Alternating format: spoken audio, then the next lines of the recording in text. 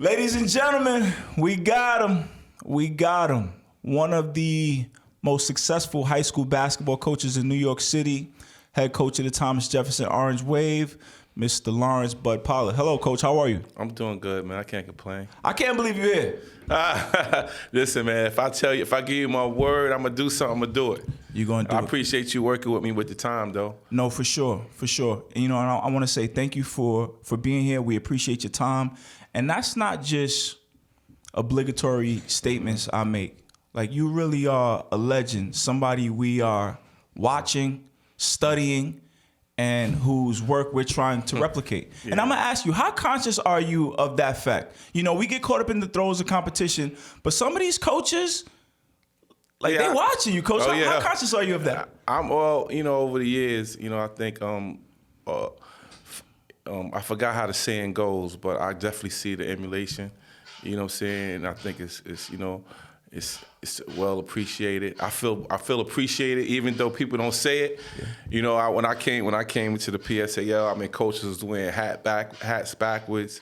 They was wearing jeans, Timbs, hoodies. Yeah. I think we brought the uniform coaching staff during games. We brought that in. I think I see that emulated. Yeah. And you know, and I see a lot of people doing that. Yes, sir. People wasn't doing that before. People wasn't taking pride in their appearance, pride in their facilities.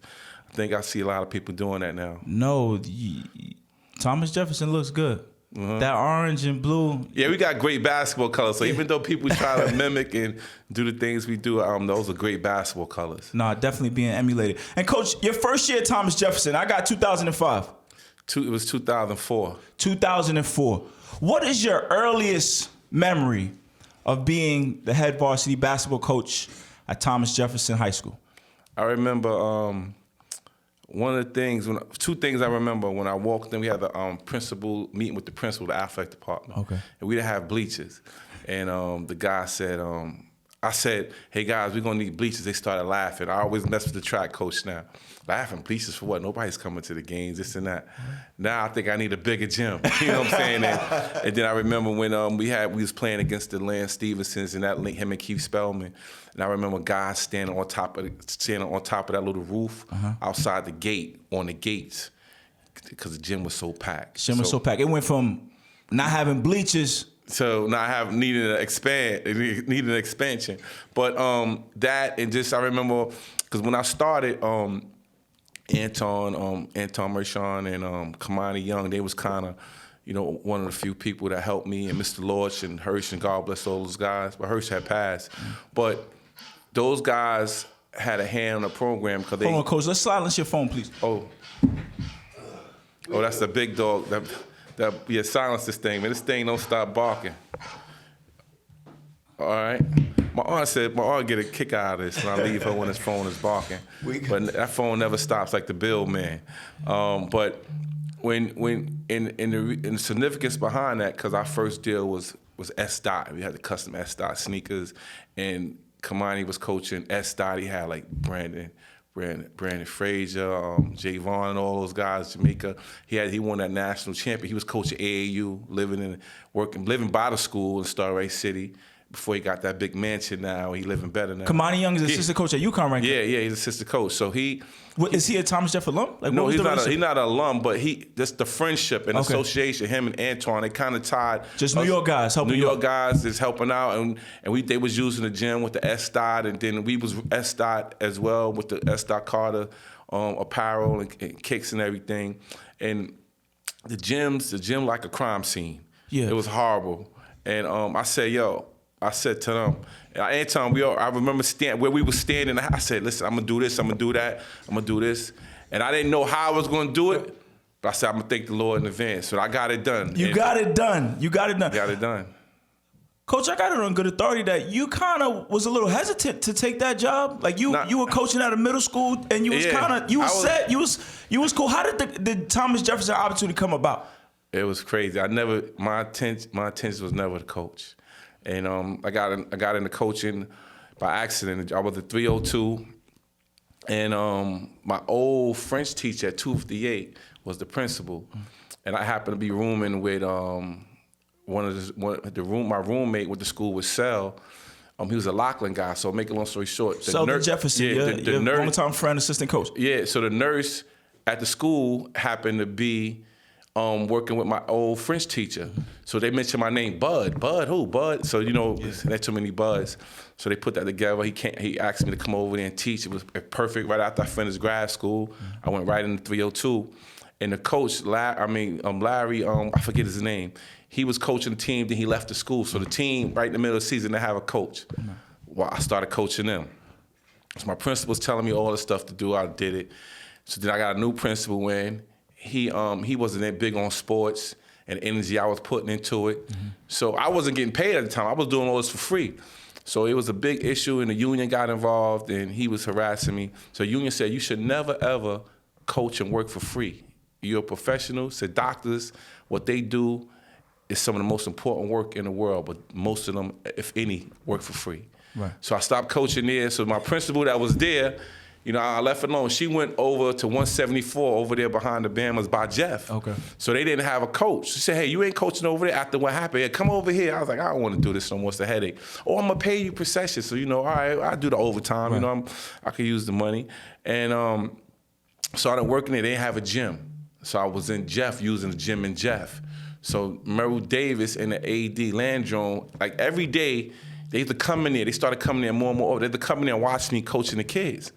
So one day they say, hey, do you want to coach high school? I said, nah, not really. That wasn't, because I know that's serious business. Yeah.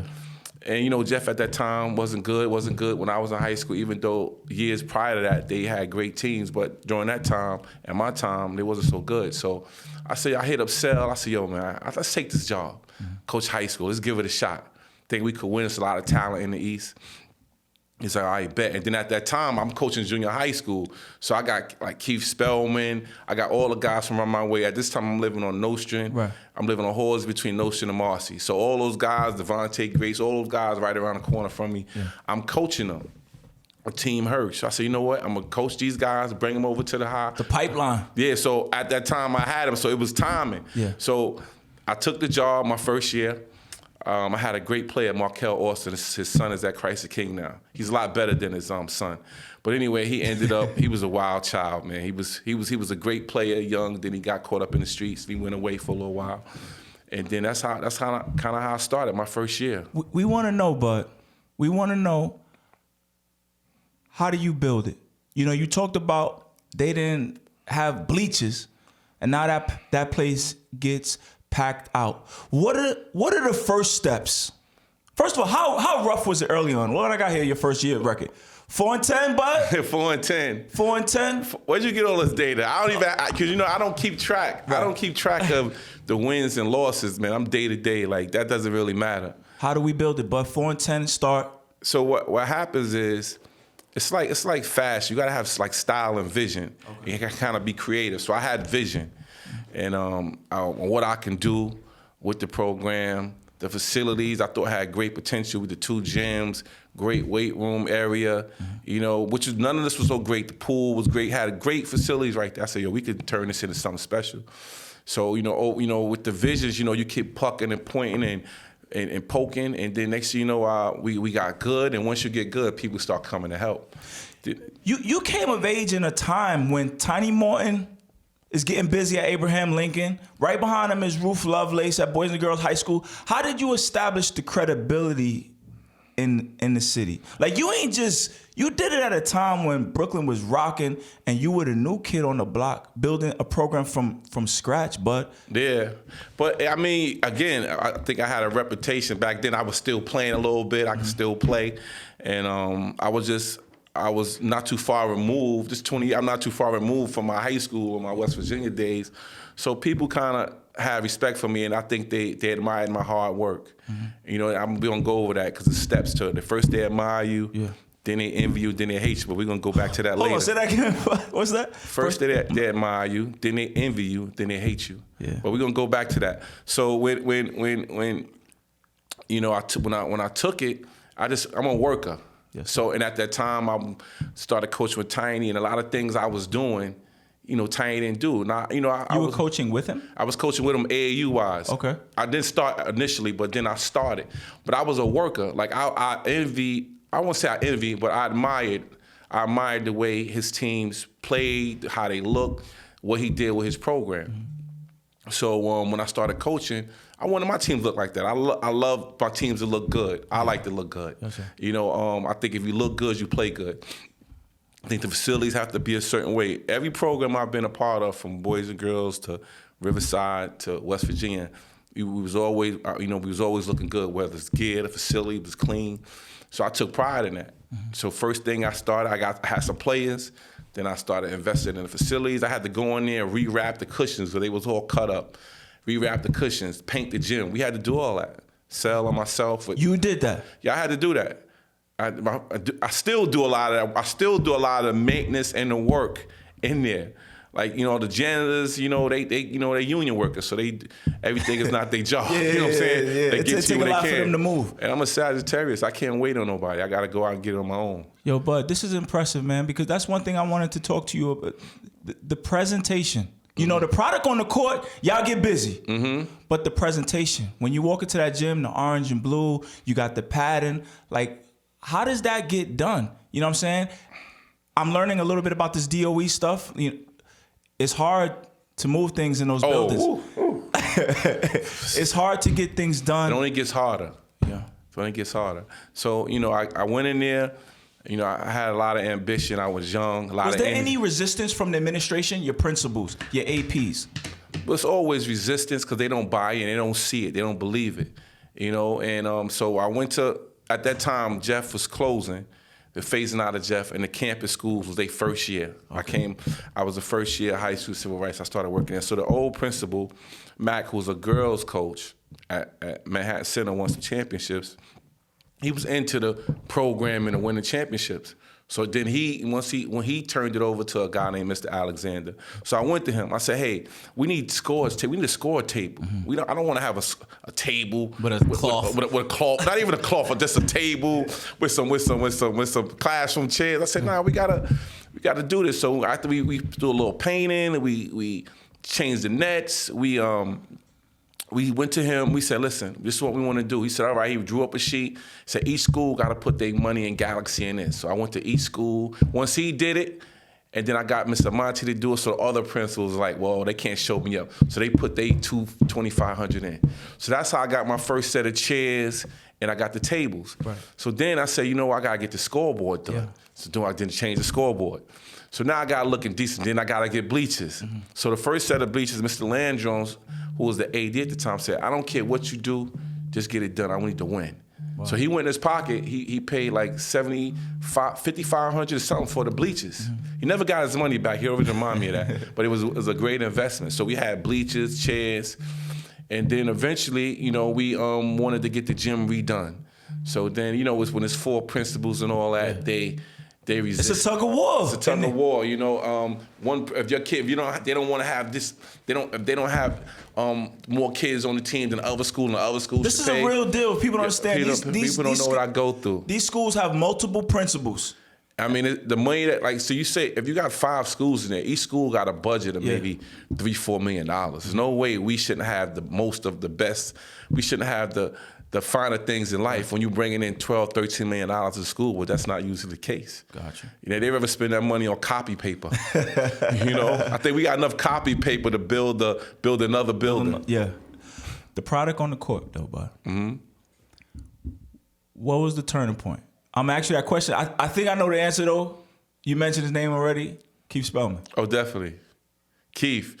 I got Keith. When did you realize I got a team here? Well, in 8th grade, I said, if I get these guys, I had a couple of guys from my 302, Delroy, Jarrett, and those guys. They was the first guys I brought in. So Delroy's mother said, well, you got them guys going over there. You should be going over there, too. You know what I'm saying? It's the work there. Yeah. And then I think Ray Haskins, I want to say he said it. He said, if you want to develop the program, you got to work in the school. He told me, you know, it's more money in high school, different things. Yeah. I'm in junior high school. I got it made. Yeah. You know, I'm easy. But then I went over to Jeff, and that's the best move I ever made. Because my first year that I was a coach there, I wasn't working in the school. Right. So even though we had the talent in the team, I wasn't able to keep a hold or keep those guys together. You know, when I get there, they gone, stuff goes on during the day. So I didn't have a chance to be with them on a day-to-day basis. I hear a lot of my friends talk about that, the importance of being in the building. Gotta be in the building. You know, I'm assistant coach now at George Wingate. My man, head coach Kayvon Baker. This is his second year at Wingate. He's in the building? He's in the building. He's in the building. He had a varsity job before this at John Dewey. He wasn't in the building. He always talked about the challenges. How did you accepting a job in Thomas Jefferson change the product on the court? I mean, it changed because you're able to work with the kids all day and, up into the evening, and they see your passion and the work that you put into it. So it helps a lot when they see you. You know what I'm saying? Sometimes you just got to be visible and be there to support them academically, socially, things that happen.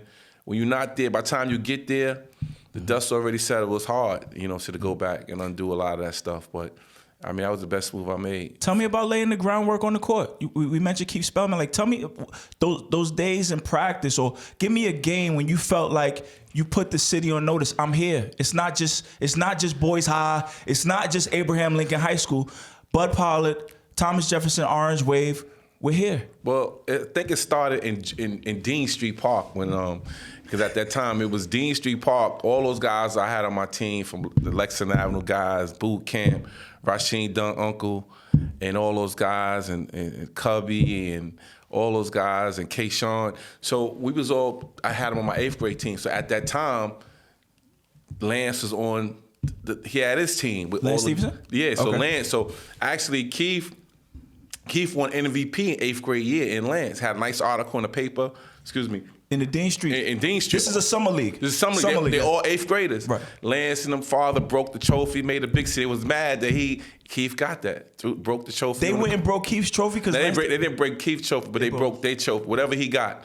Because I think they might have won it, but Keith got MVP of the league. Right. So they was pissed about that. I think the pops was pissed. But that was kind of, so it became like a rivalry. But at that time, we wasn't in the same division. I think like a year later, like they sophomore year, they joined, made the AA, and then that's when the rivalry started. From the summer before. The summer before that, because that's when all those guys that came in. Yeah. And Keith was a great kid, athletic, but he couldn't really shoot the ball, but he was a worker. So by him being a worker, he made everybody else a worker. Then I got Jamaica, Keith sophomore year, and they was workers. And it's strange how times have changed. We had the gym Saturdays and Sundays. That's one thing I'm blessed about. The administration always gave. They didn't give me a lot, but they gave me the gym. I said, "Give me the gym time. I'll figure everything else out." So, real quick with Spellman, you had him at junior high school. Was there ever a question about him maybe not going to Jeff? Like, I love you, but I'm going somewhere else. So his guidance counselor, I think, was in bed with somebody from Bedford. That was a brother, Coach Terry over. I never coached Terry at Bedford Academy. Yeah. So they kind of tried to put Keith in there. But you know what I'm saying? I had to cut him off at the path and do some things. And we brought Keith over to Jeff. Keith would have never been Keith Spellman at Bedford Academy. Because it's hard sometimes for kids to want to go somewhere and build. They want to play for something that's already established. But we wasn't established. That he was That's what I'm saying. Like, sometimes they don't want to do that work. They rather go play for somebody that's ready made. They don't want to be the foundation. But I think the relationship, we all from the same neighborhood, and once they all came together, we knew that, they believed in me that we would get there, and we got there in a hurry. I think that first year we had a playoff loss, and we got upset uptown, and once we got Jamaica, then we lost that year, a sophomore year, and then the last 2 years, we put in that work. We was right there at the top competing for a championship. Did Keith Spellman ever meet up with Lance in high school? Tell me about them battles was epic. The crowds, at that time they was doing the Born Ready, so it was cameras, crowds, everybody. Those were great times, man. Any moment stand out to you? I mean, it was a lot of moments. Those games was great. I still got the books of those games. And Keith could match him in high school. I heard. Keith could match him. Keith could match anybody in high school. And Keith couldn't shoot in junior high school. We was playing Long Island, and the kids didn't know that he could dunk. He's athletic. Yeah. He got all the handle, but they were back up off him. He couldn't shoot. But one thing he did, every Saturday, Sunday in that gym, if I'm not at that gym, if I say we at the gym at 8, 9 o'clock, when I get there, Keith and Jamaica, Dave Cooley, them guys is waiting outside that gym. And they put in that work. And that's one thing I miss and I love about those guys. The kids today are different. I got to beg them to get in the gym. Those guys, they was there. They put in that work. It was tough. When did you first realize that the competition around the city, your peers, coaches, started to view you as a threat? Well, I didn't think they viewed me at first. I remember Tiny said to me, "Oh, you at Jeff? Oh, you can't get it done there. You can't get it done there. Parent ain't gonna send his kid. No way. To DF." You know what I'm saying? I'm like, well, why not? You know, I'm like, you know, things happened in the past, but things change. Things happen everywhere. But he didn't think I can get it done. You know, he didn't think I can get it done. A lot of people probably didn't. But then once the Keith Spellman in Jamaica came, that Southway, they knew that was coming. Open up the floodgates. Open up the floodgates. Fast forward, 2016. City champion, state champion. Behind the work of the great Shamari Pons and Rasheed Dunn, amongst other players. You got to throw Curtis in there. We had a big three. Big shot Curtis Smith. Okay. Tell me everything you want me to know about that championship game. The city championship game? Yes, sir. Well, that city championship game was won the week of practice. So we got this thing, we do 32 minutes of hell. So I put the clock on 32 minutes. This game's 32 minutes. And I just put the kids through the worst they could ever, the running, the med ball, the sliding. You know, it's a mental. So it's mental toughness, physical toughness. 32 minutes. 32 minutes straight. No water break, no nothing. And because it's called it 32 minutes of hell. That week, every time we did it every day, and they wanted overtime. They wanted more. They wanted more. So when we was on a bus going to the game, I said, "We're gonna beat them by 20. We're gonna be deep." The focus and the determination in that team wasn't my most talented team. No. You take away Shamari Ryan, those guys, like, you couldn't tell me another guy. See, you don't even know another guy on that team. You couldn't tell me another guy on the team. Now, when we had our best team with Keith and Jamaica and those guys, Keith and Dave Cooley got hurt, that was like my most talented team, but they had injuries that 2009 season. So that hurt us. But on that team, you can name 5 Division I players: Devontae, Keith, Jamaica, you know, Dave Cooley, Devon. You know, you could name them. Kyle, you got the Kyle, Allen. You could name a bunch of guys on that team. We was good from 1 to 12. This team, not that much. We didn't have that much talent, but they was tough. They was tough. They played together, and they played for Shamari. Like his leadership. I'm gonna tell you a story that happened a year out. His leadership, the kids followed him. They loved him. They loved to play with him. He was determined to win. You know, and they loved it, and they didn't want to let him down. So the following year, we had a guy, the Beast, was called the Beast Malley. So we was struggling that year. We ended up getting it together, going back to the Garden the following year, but we lost to Lincoln. So when we was in Atlanta getting our ass kicked, and I was like, damn. I said, what's wrong with you guys? And Alan, I said, what's wrong? He said, no. He go, big dog, I'm gonna tell you the truth. Like last year when we seen, it ain't the same. Last year when I looked at Shamari's eyes, I knew I couldn't let him down. Wow. We knew we couldn't let him down. Wow. We knew we had to fight. We knew we wasn't losing because we knew we couldn't let him down. Slick? This was the kid told me in front of the team. So we had a team meeting. I'm like, we getting our ass kicked. Why are we getting? We should be just as good as we were the year before. This is what Shamari inspired in his teammates. And his teammates. So he said, yeah, I say fuck big dog. The rest of the team say fuck big dog. You know what I'm saying? So everybody like fuck big dog. Right. So and the reason why they would say that because I'm pushing. Yeah. I'm not picking on them. Like in order they here, I'm trying to get them here. So I'm coaching them like I did my teams in the past, and that taught me a lesson. Yeah. Can't coach every team the same. You can't coach every team on one. I'm thinking after we just won the city and state, we got a lot of guys returning. You played great in the Garden. You should want to get there again and win it again. Like when you win a championship, it's like damn. The pain of losing is worse than the joy of winning. So I done lost 4 or 5. So I don't want to lose them. I want to get there. I want to win again. Like, because the first thing I did when I won that trophy, I took it on the train. I took it on the train back to Eastern York. I took the train back. Took the train back? I took the train back from the Garden with the trophy. I get to the corner store. One of the guys said to me, he said, You got to get more than one. You done got your ass kicked 3 or 4 times. You got to get more than one. Wow. So that one didn't mean nothing. So when he said that, I was like, damn, I won this one. This is the first one in 60 years. Yeah. I think everybody would be happy, but nobody was. Like, you lost 5, you lost 3 and 4 in a row. 2016, that championship, and what was the story of the game? You up against the vaunted Abraham Lincoln. They ain't have an NBA juggernaut, but it's Tiny Moore and it's Lincoln. Yeah, I mean that year was the parity and the competitive relationship that we had between us. Because at the time, Tiny lived across the street from me. Wow. So when I drive in my house every night, I see them trophies in his window. That's crazy. You show him something. So we live right across the street from each other.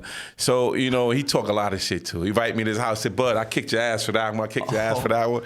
So he talk his ish. So that year we played them at our school. We beat them. Mm-hmm. We went to Lincoln. At the end of that, we went to Lincoln, and he never forget this. So at the Lincoln game, what happened? I didn't shake his hand? No, not shake his hand. I didn't play Shamari and Rasheen and those guys. It was like a Friday night. The game got moved to Friday night. We changed the schedule, but we was already division champs. The following Saturday, we had a big event in Christ the King. And I forgot who we played that Thursday, the clinched division, but it's the double A is it's a tense game. So that Friday, I said, I'm going to decide to play the guys that's not going to play no more this season because, your rotation get cut. I said, listen, guys, I'm not playing Shamari, the big 3, Rasheen and Curtis. I'm playing you guys here, Pack House. Yeah. You guys might not play no more this year on this playoff run. The rotation getting cut. Mm-hmm. So when we came out the locker room, they seen them guys in street clothes, everybody was in awe. Right. They was like, I came to see Slick. I came to see how you not playing these guys. Tiny was pissed off. The whole game he sat there on the bench with his hand. That was the best. I wish I could take a picture. I had that memory on a picture in front of my refrigerator. Yeah. And so that they beat us in the boroughs. Rakim was a little physical on us. We made a few adjustments, and they texted my phone. Yo, we never losing again. Never losing again. And we never lose again. And I knew this team was special. We was at South Shore. And I think that's the only league game we lost. Mm-hmm. Other than that one, I didn't play the guys. And we played like ish. Mm-hmm. So we played like ish. And we got real sloppy, not finishing. So they ended up beating us. So I was pissed. When I went in the locker room, in the other gym, you thought somebody died. Mm-hmm. Them guys was crying. I went from being upset to being, wow, these dudes care that much. Yeah. And they tell you on my phone every night, I swear. I swear. So that's how I knew that's the moment I knew we was gonna win it, and that team was special. Because for them to be the way they were after a loss like that, Rasheen crying, Shamari crying. Like, them guys was upset. They was crying. It meant a lot to them. For a regular season game, I lost a playoff game last year. I come out when the guys are laughing. Oh, yeah. They laugh. It's a different type of kid. But those guys, that team was special. Talk to me about the dynamic between Shamari Slick Pines and Rasheen Dunn. Well, they both went to school together since elementary school. And I think they went to Eagle. They went to Eagle for elementary school. Mm-hmm. They've been in the same class and the same grade, I think, their whole time during schooling. So I definitely middle school, but I want to say elementary school as well. So they've been together from 1 to 12. Mm-hmm. And for them to get co-MVP in the Garden. Did they? They got co-MVP in the Garden. Perfect. So it was perfect. So, because they came to me, I said, well, Slick had about 28, 30, but Rasheen started it off, and Slick finished it. Mm-hmm. First half, Rasheen came out killing them. Then Slick finished them. It was a perfect ending to that Madison Square Garden. We went upstate and won it, but with them winning it on the Garden right there, seniors, that picture of them hugging and crying, like, that was the best. It was great because Slick is kind of smooth, you know what I mean? You're going to hit his jump shot. Rob was kind of like the muscle, like the bully. And if a team wanted to focus on Shamari Pines, they couldn't because Rob was on the other side. He's going to kill him. Then you had CJ and Mal. We had great role players that year. Mm-hmm. Little Chi. We had great role players, but everybody knew Slick was the guy. Yeah. And they played around him, and he was so unselfish. He made them better. That's why I think people don't understand how much better he made the other guys. Mm-hmm. And I remember one game we played Cardinal Hayes. And the guy don't want to train my call now. And I don't know what's up with this guy. Cardinal Hayes? Yeah, this guy's a bad guy. No good. Yeah, no bad good. guy. I don't want to train my call. We're supposed to be playing every year. You know, once I beat him a couple of times. They can't take those losses from the city guys. Yeah. So make a long story short, Slick is having a great game. Tiny's at Seton Hall. He comes back. Yo, this guy got better. We got to offer this guy. So he got about 44. I said, Slick, get 50. He said, nah, I got to make sure everybody else good. Wow. So I was like, wow, like, you know, him and Thaddeus and a lot of those guys, like, that's one thing I noticed about those lefties. They're very unselfish. With a player like Shamari Pons, and for those who don't know, Shamari Pons would end up having a great career at St. John's and end up making it to the NBA. How do you challenge a player like that in practice? If there's maybe someone who can't match up with him? Or like, how does that work? How do you handle a player like that in practice? A guy like Shamari is easy to handle. He's a worker. I mean, it stem from his father, his upbringing with Fire and Ice, and Keith and Nusi, those guys. So when he came to me, like, he was already had a great work ethic. He had those guys pushing him. Mm-hmm. So he got hit. And the reason why he was so successful, his circle of people around him all pushed him in the right direction, kept him sent to the ground. Now, once he got to college and got on Instagram, that's another story. You know, but he was just a guy you could push, and we had a great relationship. Yeah. You know, and I remember they had math class like second period, my free period. That was they senior year, so I had to make sure they get there. I had to go get them breakfast. I had to sit in math class with them. You know, I'm old now. I can't remember that stuff, so I was sitting there, do the math with them. So we just had a great relationship. And I could say anything to him. Why would you do that? Just to build rapport? Nah, just to build rapport. You know, those guys are seniors. Like, I want those guys to get this class. Wow. You know what I'm saying? Like, that team, and especially him and Rasheen, I was really close with. I remember Rasheen's mother, God bless her grandmother, we had a game. They freshman year, they all played JV. So I wanted all those guys. I didn't want them to mix with the varsity guys. The varsity guys I had on my team was the Sons, the Flirts. Those guys was tough, different type of kid. Mm-hmm. They was all seniors. So I kept Shamari, Rasheen, Isaac, Conte. He shouldn't have left. He would have been part of that chip. I wish he would have stayed. So I kept all those guys on the freshman. They ended up winning the freshman city championship. Mm-hmm. The varsity lost in the city championship. But Rasheen, grandmother came to me because I had the uncle, boot camp. She said, "Bud, why them boys so soft? You gotta help them. You gotta do this." And she was talking about her oldest son who played for me, who I couldn't keep grounded, who I lost to the streets, right. Kind of. Great guy now, but she said to me, like, make him tougher, make sure he do this, make sure he do that. She ended up passing away from cancer. So I kind of, and plus I had the uncle, so that relationship, mm-hmm. You know what I'm saying, was a real deep one, a sincere one. I wanted to make sure he succeed, because mm-hmm. He's the type of kid that, you know, he can go any way. Mm-hmm. But he was smart academically, and he was tough, but he didn't have the work ethic Shamari had. He had a lot of distractions, but he ended up getting it later, you know. But is jealousy ever an issue in a team like that? Was somebody that gets top billing like Shamari? Nah, it was never an issue. Mm-hmm. You know, I think we had one parent on a trip. Basketball Bob said. He said, yeah, well, why every time we go somewhere, Shamari get new sneakers? Because everywhere we go, I said, we in the city of Palms. You know what I'm saying? Them checks that we here in Florida, we go home for Christmas Day, Christmas Eve, we go fly out mm-hmm. to go to California. Everywhere we go, there's boxes and checks. I said, well, Bob, how did you pay for that hotel on this trip? No. He go, no. I said, well, that's what happens when you got a guy like Shamari. Boxes and checks from where, bud? Because not only are you good at coaching basketball, the business of basketball. I mean, you get high school basketball sponsors, relationship, friends. You know, people come, people support. Like, how'd you get a high school basketball, as you mentioned, to a New York City public high school to California? Well, we went there. The first year we raised money. We raised money. My friends, sponsors, they raised money. We raised money. We went out there. So Shamari turned it out there. So they said, next year we want y'all to come back, and we paying for you. Then they invite us to City of Palm. They pay for you. So they give you $20,000.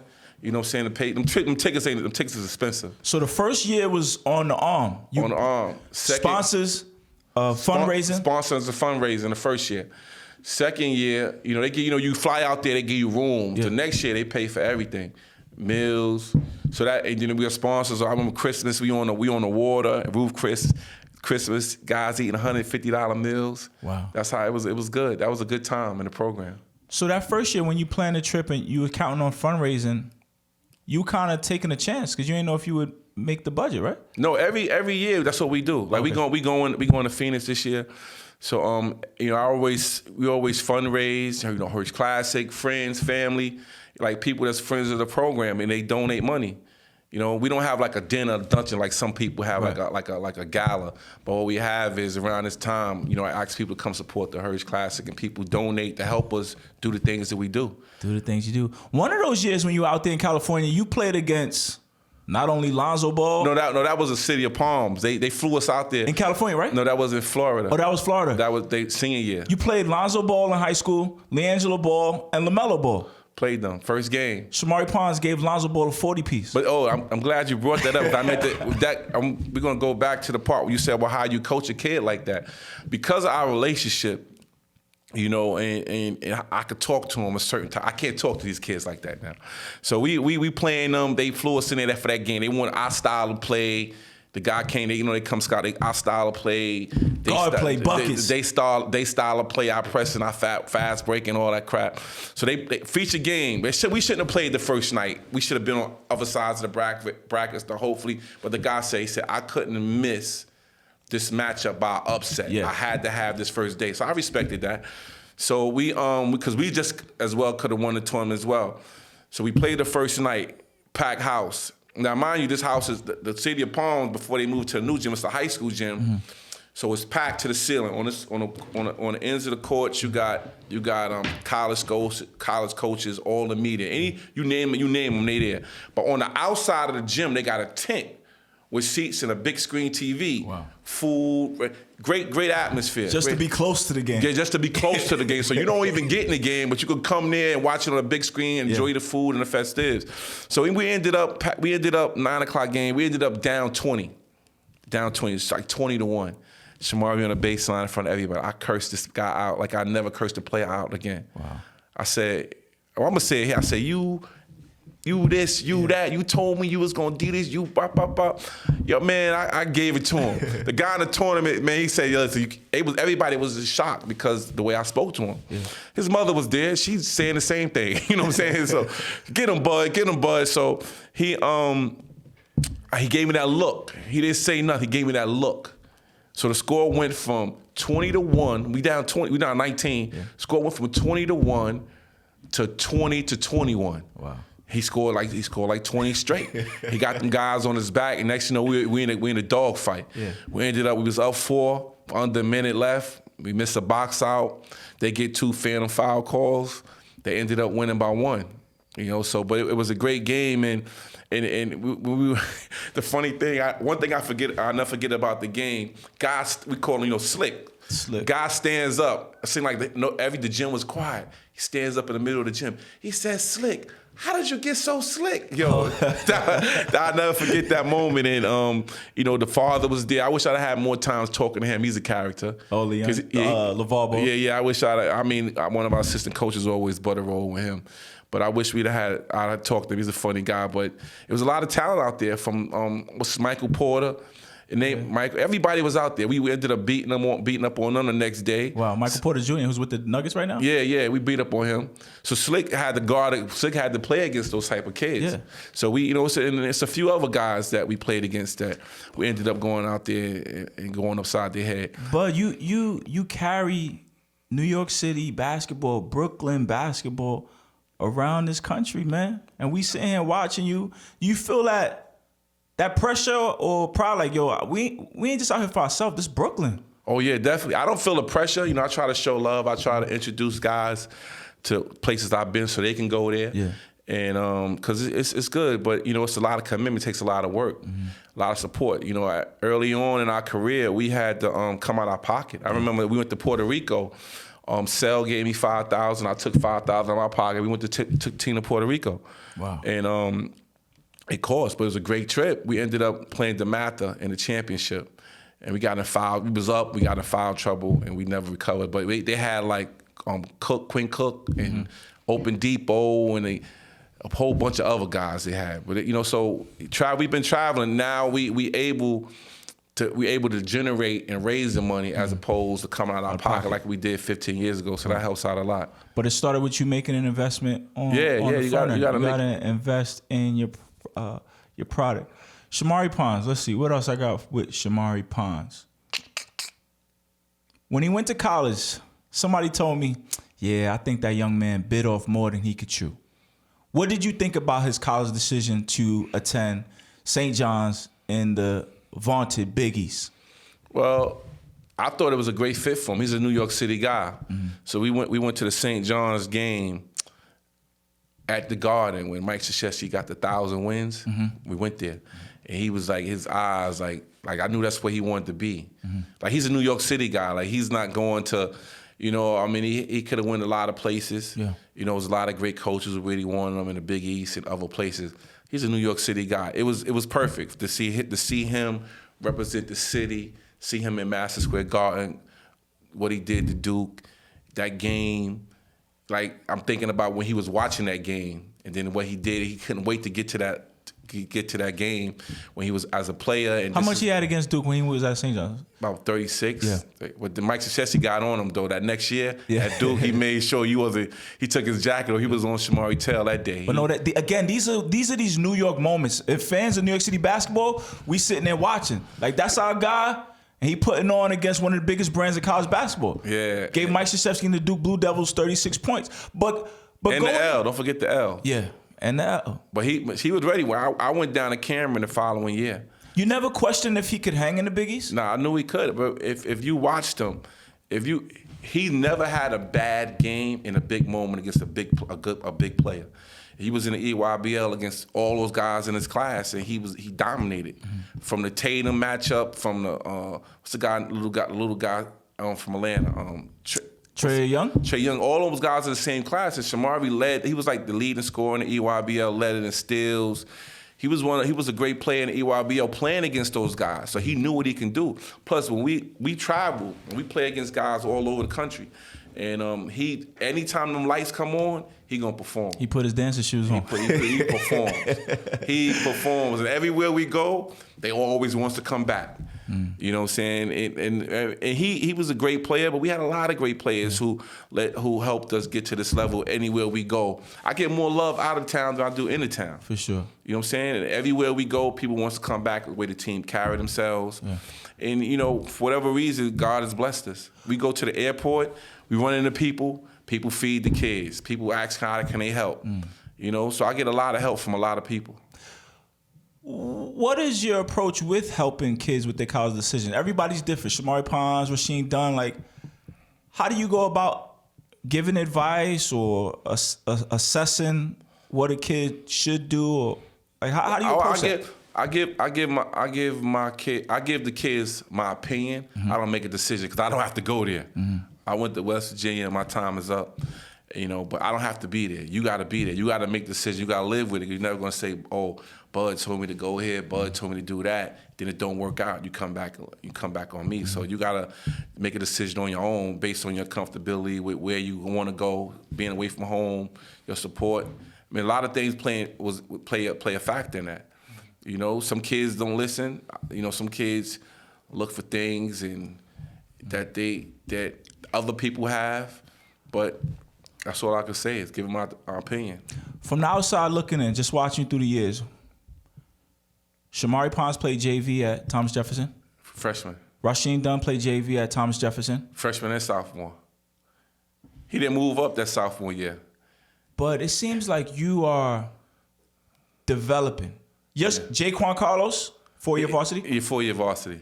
See that shot he hit last night? Nah, I missed Oh, that. you gotta follow the gram, man. I'm gonna go watch him. Came in, I want to talk about that because we talk about that. But go ahead. Jaquan Carlos, who was a guest on the show, salute, is at Hofstra right now.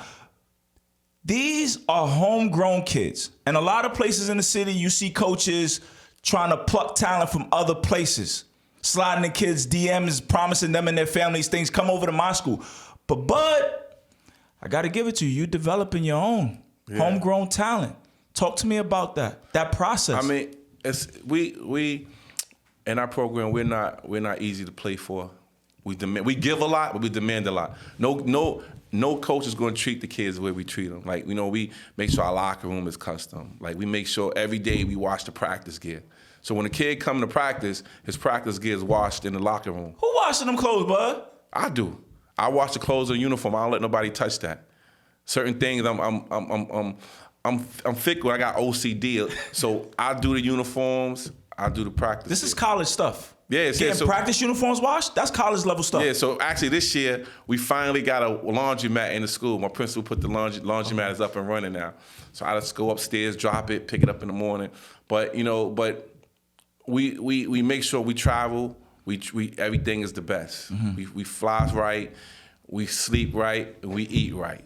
You know what I'm saying? Everybody is well taken care of from the apparel part of the deal. So you looking good. So, I believe in that, but taking care of my kids. You know what I'm saying? That's how I was taken care of by a lot of people, so that's what I do. But I believe in developing the talent, like keeping it in-house. We got enough talent in the neighborhood, from my neighborhood to East New York, and I believe we got kids that's committed to what we're trying to do.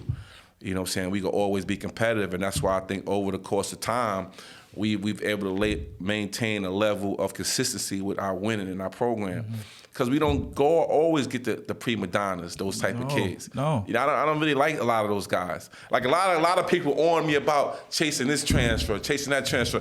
More than likely, if he's not happy over there, he's not gonna be happy over here. For sure. You know what I'm saying? And I don't like guys that like to run from their problems. So a lot of guys, run from our problems. But one thing about them, I like that, because most of the guys that leave, they wish they wouldn't, and they always try to come back. For sure. Because you know what I'm saying? Sometimes I'm gonna give them love, but it's gonna be some tough love with it. So, and then that's basically how we like to run it, man. We like to move our JV guys up and let them know, listen, our best player all time has played JV, won a JV city championship. Pons? Huh? Pons? Pons, yeah. That's phenomenal. Yeah, definitely. Everybody think they just got to plug and play. No, developing the kids should still be a practice. Everybody's not coming out of 8th grade ready-made. You're not ready. And that's why I give you credit as a coach. But to me, that's one of the most impressive things. Like, dang, what them boys doing over there? You know what I'm saying? Like, how they developing? Like, it should be a true program should serve as an incubator, help take gentlemen to the next level. Thomas Jefferson. That's your guy. Yeah. Your assistant coach, you mentioned him earlier. He's actually the JV coach at Thomas Jefferson. Yeah, JV coach, football coach, janitor, parent worker, painter. How long y'all go back? We go back since he was in middle school. No way. I tried to get him to come to the high for when I left to take over. We ended up going to Lockland. That ain't work well for him. As players, you played at the high. He was at 390, so I tried to get him and Wilford. Wilford ended up coming with me. Actually, he had the accident with me. He lost a leg in an accident that I had in college that shortened my career. But he came. Sel came after that, and Sel. I was there with Sel because I went to grad school there. Right. So when I had the accident, they paid for my grad school. I was there rooming with Sel, taking care of him. Like, he was my little brother. So when you get this job at Thomas Jefferson, one of the first calls you make is Thomas Jefferson. So, because they didn't have JV. Right. So listen, hey, we're going to get JV. We're going to take this, what we're going to do. He said, bet, let's do it. And it's funny, I would go to high school games, and I was, talk about, watch like Roof, and, I'm a boys high guy, and everybody, coach, I'm like, I wish I was, why they don't do this, why they don't do that? Like, and I had to let all my college teammates know, Coach wasn't bugging. Until you sit in that seat, Coach told me the realest thing. My coach worked under Adolph Rupp. From Kentucky. From Kentucky. He told me 2 stories. He played on the team with Jerry West at West Virginia, because they both from West Virginia. Right. He played on the team. He told me, he said Adolph Rupp told him, he said when he left to get the job at Cincinnati, wherever he went, or Kansas, I forgot where he went. He said, you're going to learn more your first year being a head coach than you did under me for the last 10 years. Wow. And he ain't never lied. He ain't never lied. That seat is hot, and it's hard. And it's a lot of work that go with this. Like, and I walked in here, like, I'm handling buses, make sure things is right. Because when we go places, I don't want to hear things ain't right. So, with Sel, your friend, your lieutenant, And I'm kind of in a similar situation. Kayvon Baker, head coach of Wingate, that's my man. We played Kingsborough 2008. We ain't got as many years under the belt as you two, but so we got lived. It's different. Like we went to college together. We lived together after college. How does he serve you as assistant coach? What do you rely on him? What does he help you with? Yeah, he helped me with. He helped me with everything. You know, like I can't say what we don't have like defined roles. Right. Like we come in and we get it done. Like, you know what I'm saying? Wherever they see a problem, they fix it. You know, like Nusi and KP and, you know, Kenny Kings and all of my staff. Like I don't have like you handle the water, you handle this. Like we coming in, we get the flowing. Like some days I don't got the energy, or while I'm trying, sometimes I'll sit back. I'm trying to read kids' body language, read the other team. I'm just trying to think. So people say, well, why you stop coaching? I said, I didn't stop coaching. Right now, I'm trying to figure a lot of things out. You know what I'm saying? I'm trying to, because you got to read body language, the other team's weaknesses, what we doing, what I want to do, and what the team is ready to do that day is two different things. So, you know, it's a whole lot of things that go into this. So y'all make it look easy, but it can be easy. Oh, it's never easy. What's the last big disagreement you had where he wanted to zig, you wanted to zag, and maybe y'all had to cool off for a few days or something? Like, no, we don't really get into arguments like that. No. You know what I'm saying? If I'll be like, you know what, if that's what you want to do it. Like I don't really get into arguments. I'm a laid back, cool dude. Like, hey, if you guys think it'll work, try it. You know what I'm saying? Try it. See, one thing about me, I never stop learning. I always listen to the kids. A lot of times I ask the kids, we playing, I say, I want to do this. How y'all feeling? What y'all want to do? Mm-hmm. Like we was at IS8 the other day, and Nusi said, we playing the team, and Nusi said, hey, let's do this. I said 35. Nusi said, nah, let's go back to 23. I asked Poppy. I said, Poppy, nah, 35. I said, 35 it is. Yeah. I said, what y'all feeling? 10? Y'all want to go, man? How y'all feeling? Man. So when they say that, I know they ready to get in somebody's ass, you know what I'm saying? Because I'm a 35 man. I want the other team to play under pressure for 32 minutes. Yeah. That's why I practice the way I practice. You got to play this way for 32 minutes. And then if you beat me that, salute to you. In game, though, but that's a lot of people with a lot of basketball history. Yourself, Thomas Jefferson, you mentioned Kenny Kings, Kenny Pretlow. How do you, I guess, manage it all? You got to watch a game. Like, how does it all work? Well, it works because, you know, somebody always got a good idea.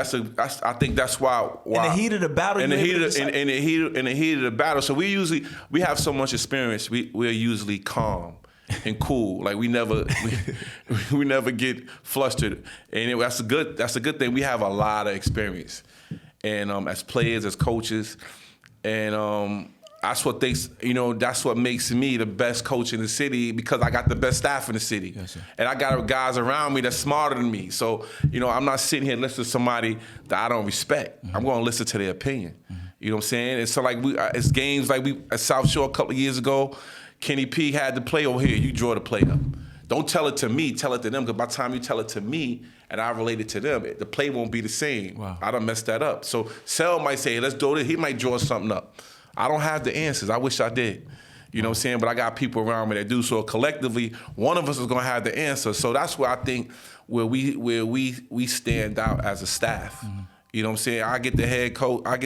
I'm the head coach. You know what I'm saying? I get the bills and the blame. They never give me an award at the end of the game. Yeah. You know what I'm saying? But collectively, I appreciate the guys that I had around me, and I had the same guys around me for years. See, a lot of coaches, they bring guys around them that have a player. I'm not bringing if you got to come with your player, well, you ain't coming here. Yeah. It's only one big dog one big dog here. You know what I'm saying? So I got the same guys around me that I had since day one. Mm-hmm. And our system works because over the years, it's been us and the Lincolns and us in the South Shores and us in the Boys High. Like I tell my kids now, one common denominator in all that, it's always been us. We've always been relevant. Mm-hmm. We always got a shot at the title because we're consistent. Mm-hmm. And I appreciate that from the kids that I coach and the staff. Kenny Pretlow, one of the biggest episodes we had here on WBH Radio, longtime assistant at Lincoln, head coach at Lawn Tech, and assistant at Thomas Jefferson.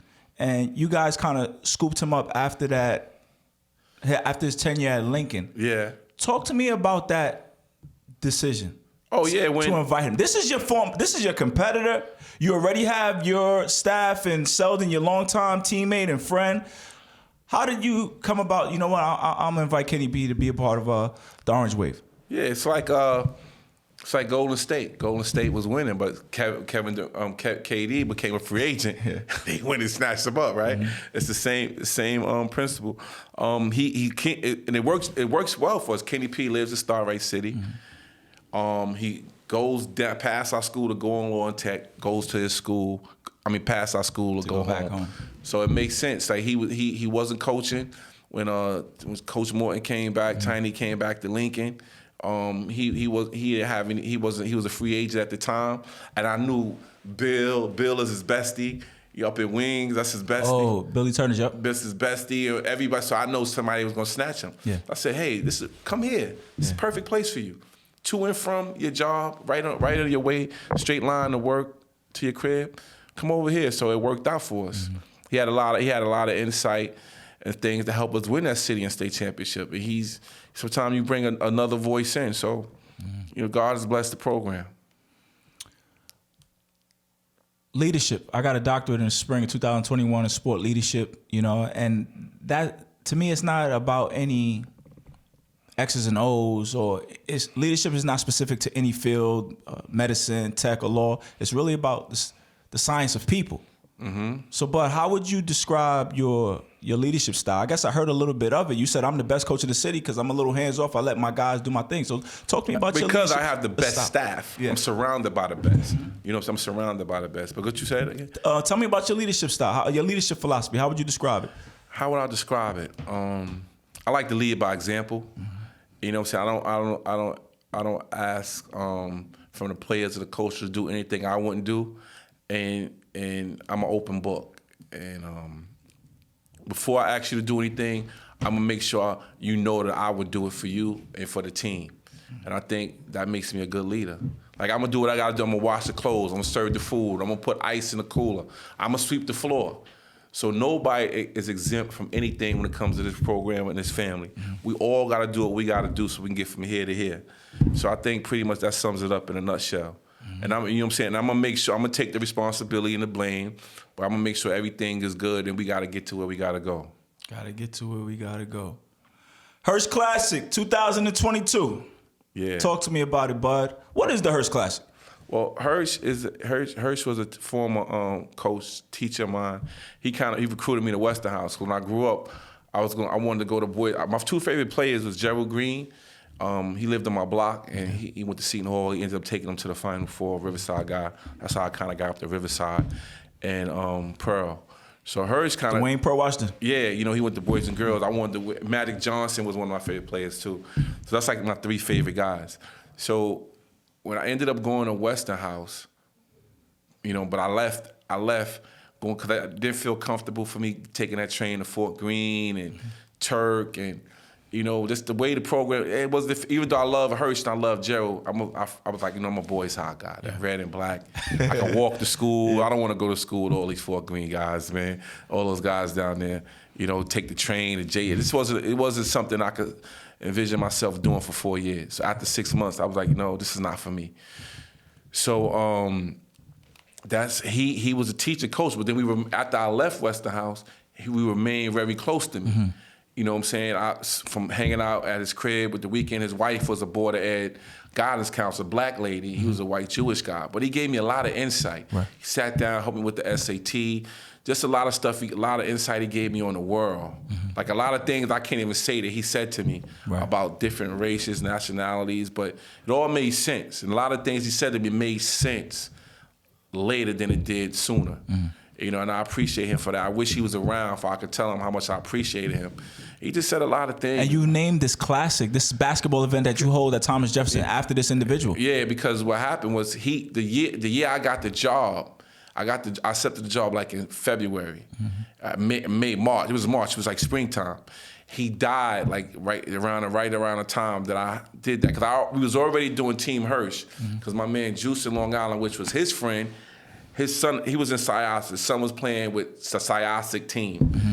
So they was getting their butt kicked, and his son wasn't playing. So he wanted to get his own team. So Hirsch was like, hey, my guy Bud working at junior high school. he brings some kids up here, so we was calling it Cybrook. Right. The Syosset kids and the Brooklyn kids. So that's how I got in really coaching. So I would bring them out there, Island Garden. Then when Hirsch died, we named the team Hirsch. So then when, my first year, we decided to do the Hirsch Classic in his honor. Because he helped a lot of kids. Yeah. A lot of guys. Like, everybody knows Hirsch. Okay. And what's the dates for this year? The dates is November 19th and November 20th. And how many years has it been now? This is 18, but it would have been 19 without COVID. Without COVID. This is my 19th year. And we got 3 days of games. 2 days, no Friday, but all day Saturday, all day Sunday. How many games total? 12. Okay. 6 and 6. Any first year participants? I can't remember. Yeah. Yes, it's definitely. So I know Far Rock, Eagle Bronx.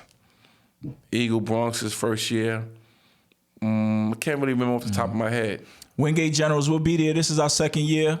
Got us playing on Sunday. It gets crazy in there, bud. Yeah, it's going to get crazy in there this year. We got some good games. I think this year is going to be a good class. Who's Jeff playing? We play Eagle from the Bronx. Eagle from the Bronx. You got a favorite moment from the Hirsch Classic over the years? I'm sure there's plenty. Anything stand out? Nah, everything. It's always good. It's always fun. A lot of people come back. It's almost like a basketball homecoming. Yeah, it is. And then for us, in the city. Yeah, so it's an opening of basketball, and then a lot of people come back. Get to see a lot of people. It's a great day. Tiring weekend, but it's worth it. I see a new sponsor on the flyer. Who? Puma Basketball. Oh yeah. Come on, bud. Talk to me about, son. Puma Basketball. Well, we was Under Armour, and for years, and a lot of my guys left.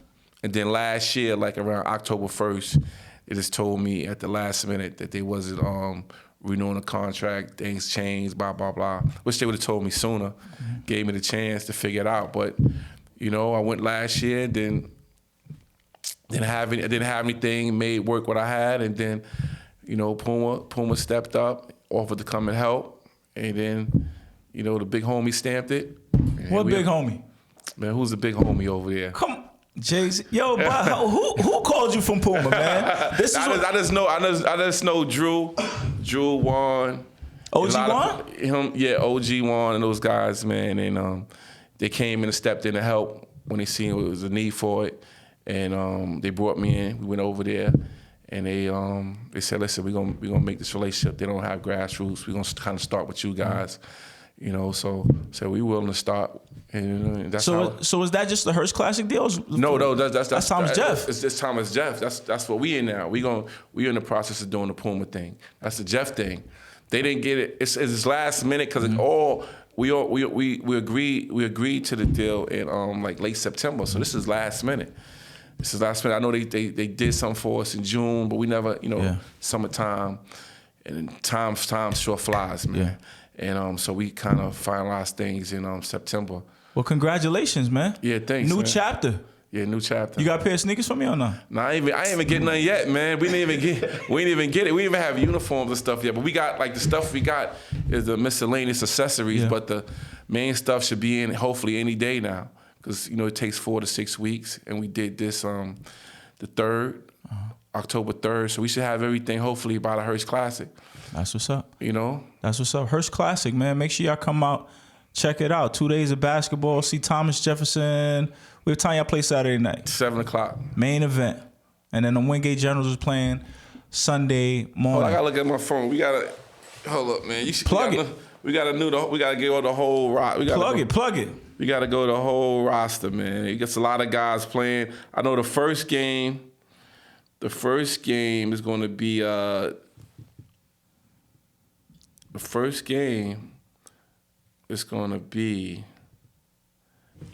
Saturday. It'll be Jeff versus Wagner JV. Then we got Wagner Wills at 12. Then we got Curtis Erasmus 145. Keith Staten Island Forest Hill 330. John Bound BC 515. You got us 7 o'clock. Law and Tech in there? Law and Tech played the following day. The second day you got Far Rock, Bedford, 10 a.m. Fannie Lou, Wingate 11:45. Van Buren first timers against Banneker 1:30. Mega Evans Achievement First 3:15. That's the first timer. Achievement First. Then you got Scholars versus Brooklyn Law 4, and then you got Robeson and Norman Thomas, another first timer. All right, there we go. There we go. Plenty of people you could come check out, especially if you're a fan of WBH Radio. Kenny P is at the helm of Lawn Tech. You got our latest guest, Lawrence Bud Pollard. You know, Coach Baker, Wingate. Like, come out, show love, especially if the funds is helping these boys go around the country and stuff. You know, I mean, it helps. Bud's one of the good guys, man. If he wasn't, he wouldn't be here. But I want to talk a little bit about your playing career. You were a standout at Boys High. Yeah, went to Boys High, and earned yourself a scholarship to West Virginia. West Virginia. Went to West Virginia. Straight from the high? Straight from the high. I didn't have to go to prep school, junior college. I did the work. You know what I'm saying? So I wasn't Prop 48, so I went from West Virginia, Boys High to West Virginia. Went to 258 to Boys High to West Virginia, and was there. My sophomore year, we went to the NCAA tournament. We had a good group. But me, 2 players on the team, myself and Wolford, I shattered my hip, and he lost a leg in a car accident. We was going back to West Virginia Easter.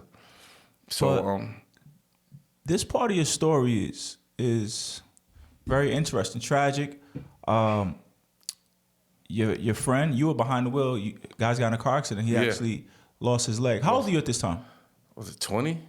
20? But this is a lot to handle for a 20-year-old. Like, even reading the stories and stuff, I'm like, how tough was the situation? Basketball's being taken from you.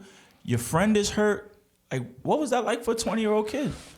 Man, it was tough. But, you know, things I've been through in life, like, you know, you got to keep going. You know, life will sometimes pull you down, but you got to get up. Who told you like?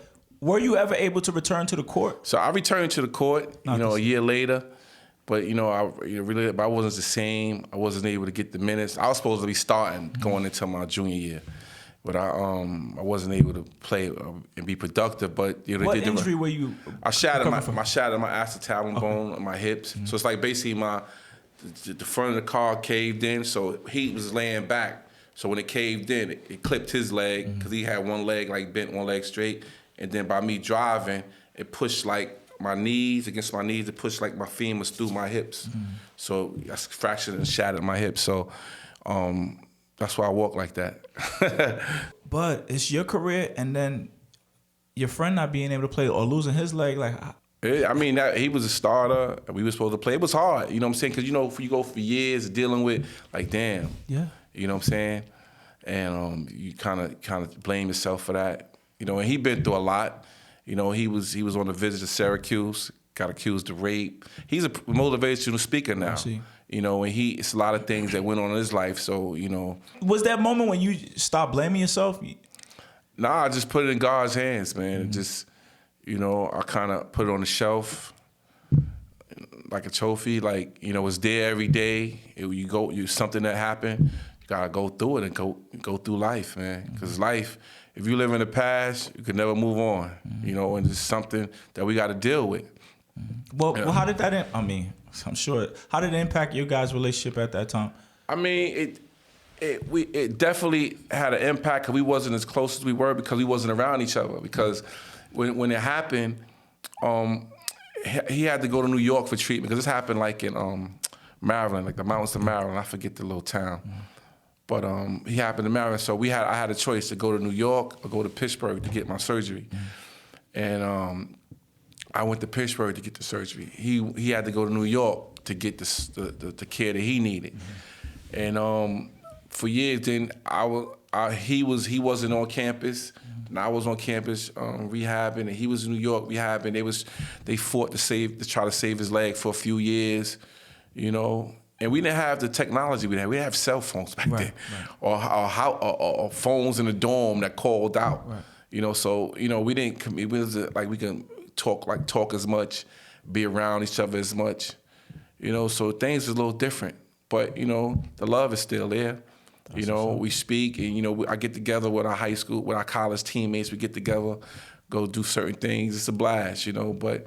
We talk about it. And, he makes a joke of it. He drinks shots out his wood and out his. Oh, wow. he does a lot of crazy stuff, but He turned into a plus. He's a motivational speaker now. He shares his story, everything he's been through, and he's still standing.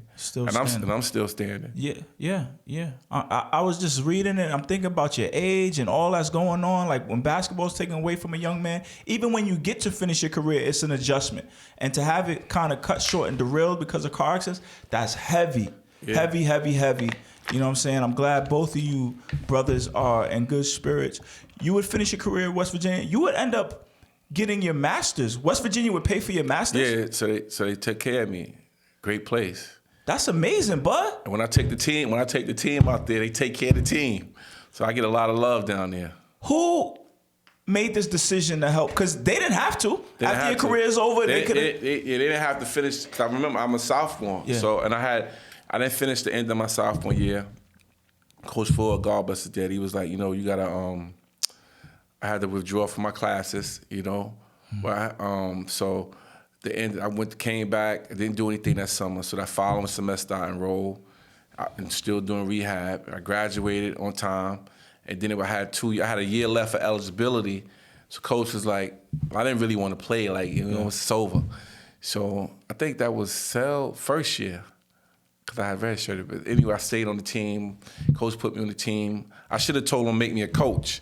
Yeah, that's what I wasn't in the coaching. Looking back at it, I could have got into college coaching earlier. But anyway, it worked out. I did 2 years of grad school. They paid for it. And then, I left out of there with 2 degrees, felony free, student loan free. Why didn't you just pack your bags and go home after the accident, after your career's being cut short? Like, what gave you the motivation to just stay there and keep pushing, especially academically? Uh-huh. Without basketball, sometimes guys just be like, man, F these books, I'm going home to do whatever. What made you stay there and say, I'm gonna squeeze everything I can out of this situation? Well, one thing about my grandmother instilled a lot of stuff in me. Mm-hmm.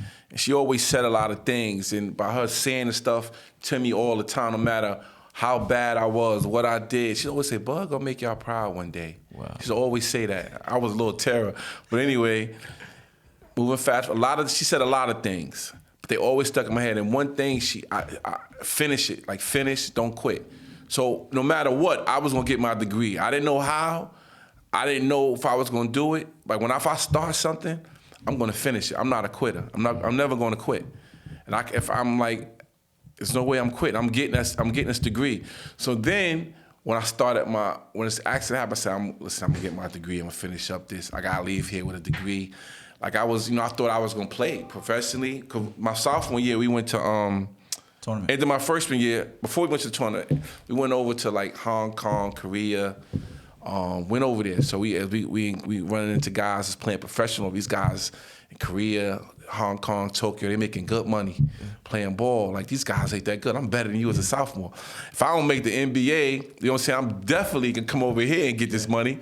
So then that thing happened. I was like, wow, what I'm gonna do? Mm-hmm. So I didn't know what I was gonna do with my work, but I said I'm gonna have whatever it do, I'm gonna have this degree with me. So when I got to grad school, I was like, man, I didn't want to do it, but I said, you know what, I gotta finish it. Mm-hmm. So it was hard, but I finished it. You got it done. Got it done. We mentioned before, J. Carlos, who's a guest on this podcast, played 4 years for your Thomas Jefferson. Now is at Hofstra. You went to see him play recently? I didn't see him play, but I seen the shot, the video clips. I was following the game last night, and they was down. Then he came and hit 2 big threes. So I got the clip of one three at the game. They was down. It was tied. Then he hit the 3 to put them up for good with like a couple of minutes left in the game. But behind the story is, last year he had a tough first year. He did. He had a tough first year, for a lot of different reasons, and when we speak weekly, mm-hmm. maybe bi-monthly, whatever. We always speak, and I spoke to him. I said, you gotta gut it out. Mm-hmm. Ain't no quitting. Saying this is only going to teach you. So when you come back next year, so he's still fighting to prove himself. You know what I'm saying? And that's why he came out. He had a great summer last summer. Tore up the pro set this past summer. Yeah. So then he came back this year ready. You know what I'm saying? So every time I speak to coach, JC got to do this, JC got to do that. Because coaches, you never stay the same. They always want you to get better. They always gonna find something for you to work on to help them, to help the team win. So he's doing it. He's getting better. He came back. He didn't quit. He powered it last year. He was upset. He didn't understand. But I say, you know what? Next year, don't leave no doubt. It's okay. Working. So he been working. Then last night, first game of the season, he was 3 for 6, 2 big threes. 8 points. They came back to 1. Great team win. So that was big. That was big. Especially more importantly, being in the game at the end. No matter I don't know what happened at the beginning, but at crunch time, you was in the game and you produce. Yeah. That's big. So when the time comes, because I always tell him, be ready so you ain't got to get ready. He was ready last night. When his team needed him, no matter what happened last year, what happened up until that point, coach has you in the game at the end. That's so he needs you to produce. He got confidence. He delivered. So I was proud of him for that. When JC played for you at the end of that pandemic season that we had in the Public School Athletic League, he went on a tear. Yeah. He scored 75 points, then he scored 90 back-to-back. People was a little critical of you letting that go down, but what's the story? Letting JC score 90. Well, I didn't let him score. His team, in order for you to score 90, in order for you to score 90, I had a lot of great players. Yeah. A lot of great players. And I don't even know if their teammates would have let them score 90. Because you got to have great teammates to let you score 90. And for one, you got to be in shape and be able to make a shot. I got players now, I left them in the gym overnight by themselves with a basketball. They couldn't score 50. You know what I'm saying? But make a long story short, JC, that year, remember they had the pandemic, the vaccinations, there wasn't going to be a season. So throughout the whole time, I said, God, it's going to be a season. I always, the class is half full. I'm one of those type of guys. We're going to play some games. We're going to play. So every week, we was able to get a gym once a week, and a team, we got together, we practically work out. JC was steady. He was always there. Moving fast forward, when the season finally gets here, JC said, Bud told y'all it was going to be a season, and Bud told y'all should have believed him. Everybody started coming out the woodwork. Boom. Ended up, after all said and done, we got 7, 8 guys. They make the league, gave us 7, 8 games. JC needs about 30 points to break the record. So I put him in the game. He scores whatever he scores, 30-something, 40. I break the record. I take him out. Which record? All-time leading scorer? No, not the all-time. He needed 2,000 points. Oh, okay. Go ahead. So he needed 2,000 points. So once he gets to 2,000 points, I take him out. Jay, he was kind of upset. He's like, yo, I want to play. You know what I'm saying? And he said to me, he said, I forgot what he said, but in a nutshell, like, I'm here every day working. I never missed a practice in 4 years. He's never missed a practice. I want to say him and maybe, I don't even know if Shamari can have that record. JC has never missed a practice in 4 years. Wow. Never. If he wasn't practicing, he was there. But he never make it long. He said, I want to play. I'm like, you know what? These guys are only around for season. Yo, you deserve this. You didn't finish your junior year, your senior year. I'm not taking you out no more this year. So then after that game, we go to whatever school we go to. I want to say teachers prep. So we go teachers prep. We got 7, 8 guys. It's pandemic. We playing lower level opponents. So, we go to teachers prep. The guy comes out, scores on JC, clapping in his face, challenges the man. So you know what happens when somebody challenges you. You're a man. JC is an alpha male. He's a dog, killer dog. So when the guy challenges him, so next thing you know, JC go at him. Yeah. So the kid's like, JC, tear him up. JC, tear him up. They didn't say tear him up, but you know what they said. So Poppy and all them guys is giving JC the ball, and JC lighting him up. So it became like a JC thing. Yeah. You know what I'm saying? So next thing you know, I don't know how many points Jay scored. The team is passing him the ball. They rebounding it. Yeah. They passing it to him. He's shooting it. He's making it. Next thing you know, we got whatever we like to score 100 points anyway. That's how we play. Yeah. That's the goal, is to score 100 points. Next thing you know, after the game, let's say, JC had 90. JC had 90. So I'm like, wow, I didn't even know he had 90. So now he got 90, so the next game he gets like 70. Yeah. So that was like, all right, well, just keep going. The team was happy with it. I'm happy with it. Other coaches were happy with it. If they wasn't happy with it, they would play a zone. They would show the game. It's a shot clock. You jumping up in the man's face, clapping his face, challenging him. Well, I'm competitive too. You're not going to challenge my player. Yeah. It's like your son getting punched in the face. You say, sit down, don't hit him back. Yeah. It's going to be okay. No, fight back. So Jay fought back. The team let Jay do his thing. But that's what I took from it. I thought it was the greatest form of teamwork, when your team let you do that. How many teams you know will let their players do that? Not a lot. Not a lot. So people, I mean, you could look at that and take the, I'm a bad coach and I handled it wrong, but I can sleep with that at night, that decision. Nah, I'm with you. And I didn't have a problem with it either, because again, that kid put the work in. You know what I'm saying? He put the work in. And when he play against the top dogs, he get busy there too. So it's not like he was bullying some dude. Like, this is what he do. What was he? New York versus New York MVP one year? Like, yeah, freshman year. He get busy. So But he's a better person than he is player. Mm-hmm. So no matter how many points he scores, he's a better person than he is a player. That's the most important thing. And like I tell guys, when you leave me, in 4 years, I hope you're a better person than you are a player. Mm-hmm. And because that's what's gonna carry you through life. Mm-hmm. Better people.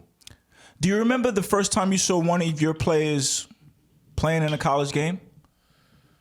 I don't remember. That's so long ago. I can't remember that.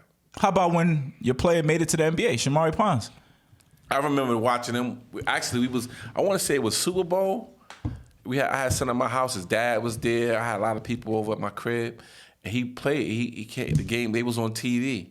Who was he with in the Raptors? The Raptors. He was on TV. What was that experience like for you? It was like, wow, this kid is really on TV. I remember he was the freshman kid who was trying to dunk, little fat kid, and he was in the game. Came in the game, and all the friends and family seen that.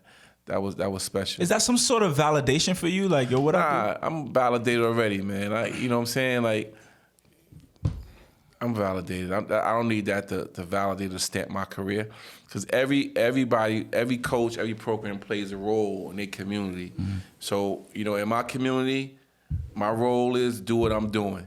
Mm-hmm. So I can't compare other people's success. Some people might have 10 pros, 5 pros, 10 championships, but I don't know if they accomplish as much as I've done in a high school, on a high school campus, and in a community. So you got when you evaluate me, I mean, it's more than just championships and kids going to college. It's the impact I had on kids in the community, kids in the school environment. I don't think the school environment believed as much as they did now. For sure. Now they assume, what we went to the Garden. They assume that we go into the Garden every year. When I first got there, they thought we would never see that day. Right. So I think everything has changed. I changed the culture in the school, the beliefs with the kids. But I mean, I got kids. A lot of kids at D2, D3. Yeah. I think that's more important than the kids. Sometimes the athletic kids, because what nobody cares about. What about the kids that are not talented, that can't get a scholarship? It's a lot more of them out there than it is the kids that's getting a scholarship. For sure. For sure. What role do high school coaches play in getting their kids to the next level? Because I'm learning. Like, I was a pretty decent student.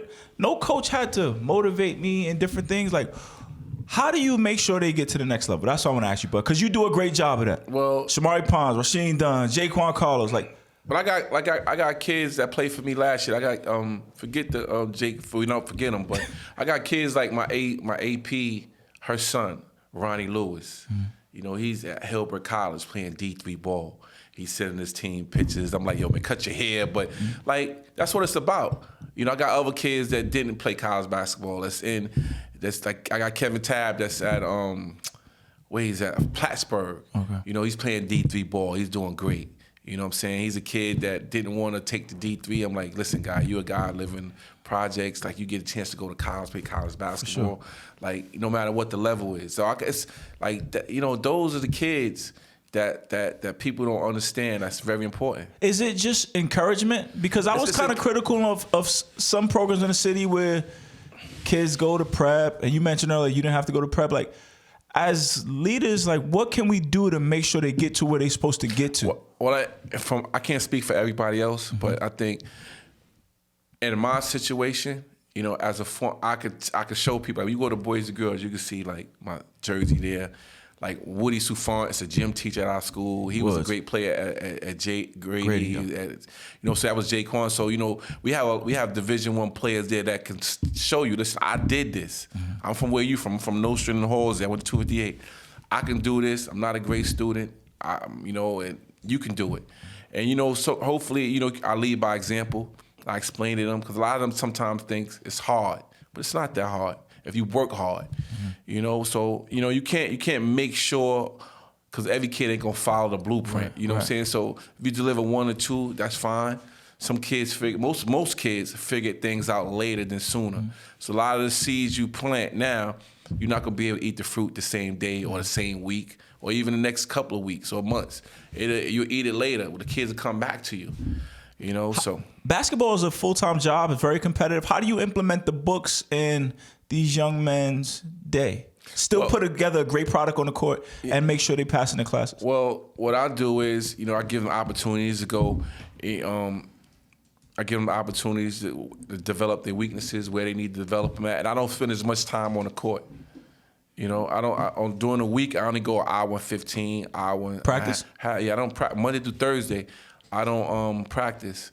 I don't practice more than an hour and a half, Monday through Thursday, so they can get home and get that rest. See, it's kind of hard in our school because you got 4 schools, and you know, and some of the principals in there don't want me talking to their teachers. They feel I intimidate the teachers. That's like a lot of things go on in campuses, man. So, you know, we do a good job of staying on top of the kids for the most part. But it's a challenge. It's hard because you know, one teacher complain, oh, you know, I'm a big guy. Oh, coach came to me and he did, and then it looks like, oh, I'm intimidating and bullying you about grades, anything. But I like to, if the kid does the work, I like to kind of challenge sometimes. Like, you know, I fight for extra point here, extra point there, and try to put kids in place where they can succeed. You know, and every kid doesn't need the same attention when it comes to the academics. Right. Some kids you got to put more work in. Mm-hmm. It's hard though. It's a hard job. Mm-hmm. Did you see the podcast I did with the PSAL executive director Ray Haskins? I seen a little bit of it, but you know, I'm at the school from 7 in the morning to 8:30 at night. For sure. So I don't get a chance to watch a whole lot of stuff. A big part of that podcast that so many people tuned in for was the fact that he talked about the realignment of the PSAL. Mm-hmm. They were going to eliminate the traditional double A class and move the juggernauts, South Shores, Boys High, Thomas Jefferson, Orange Wave, and put them with us common folk like Wayne Gaines. I don't think we juggernauts. I think Coach. What did you think of that? I didn't like it. I didn't like it, but I understood what he was trying to do. Why didn't you like it? Why I didn't like it? Because I don't think a lot of coaches take this serious. Like for me, like I think this kind of answers your question. That I think I didn't hit the point.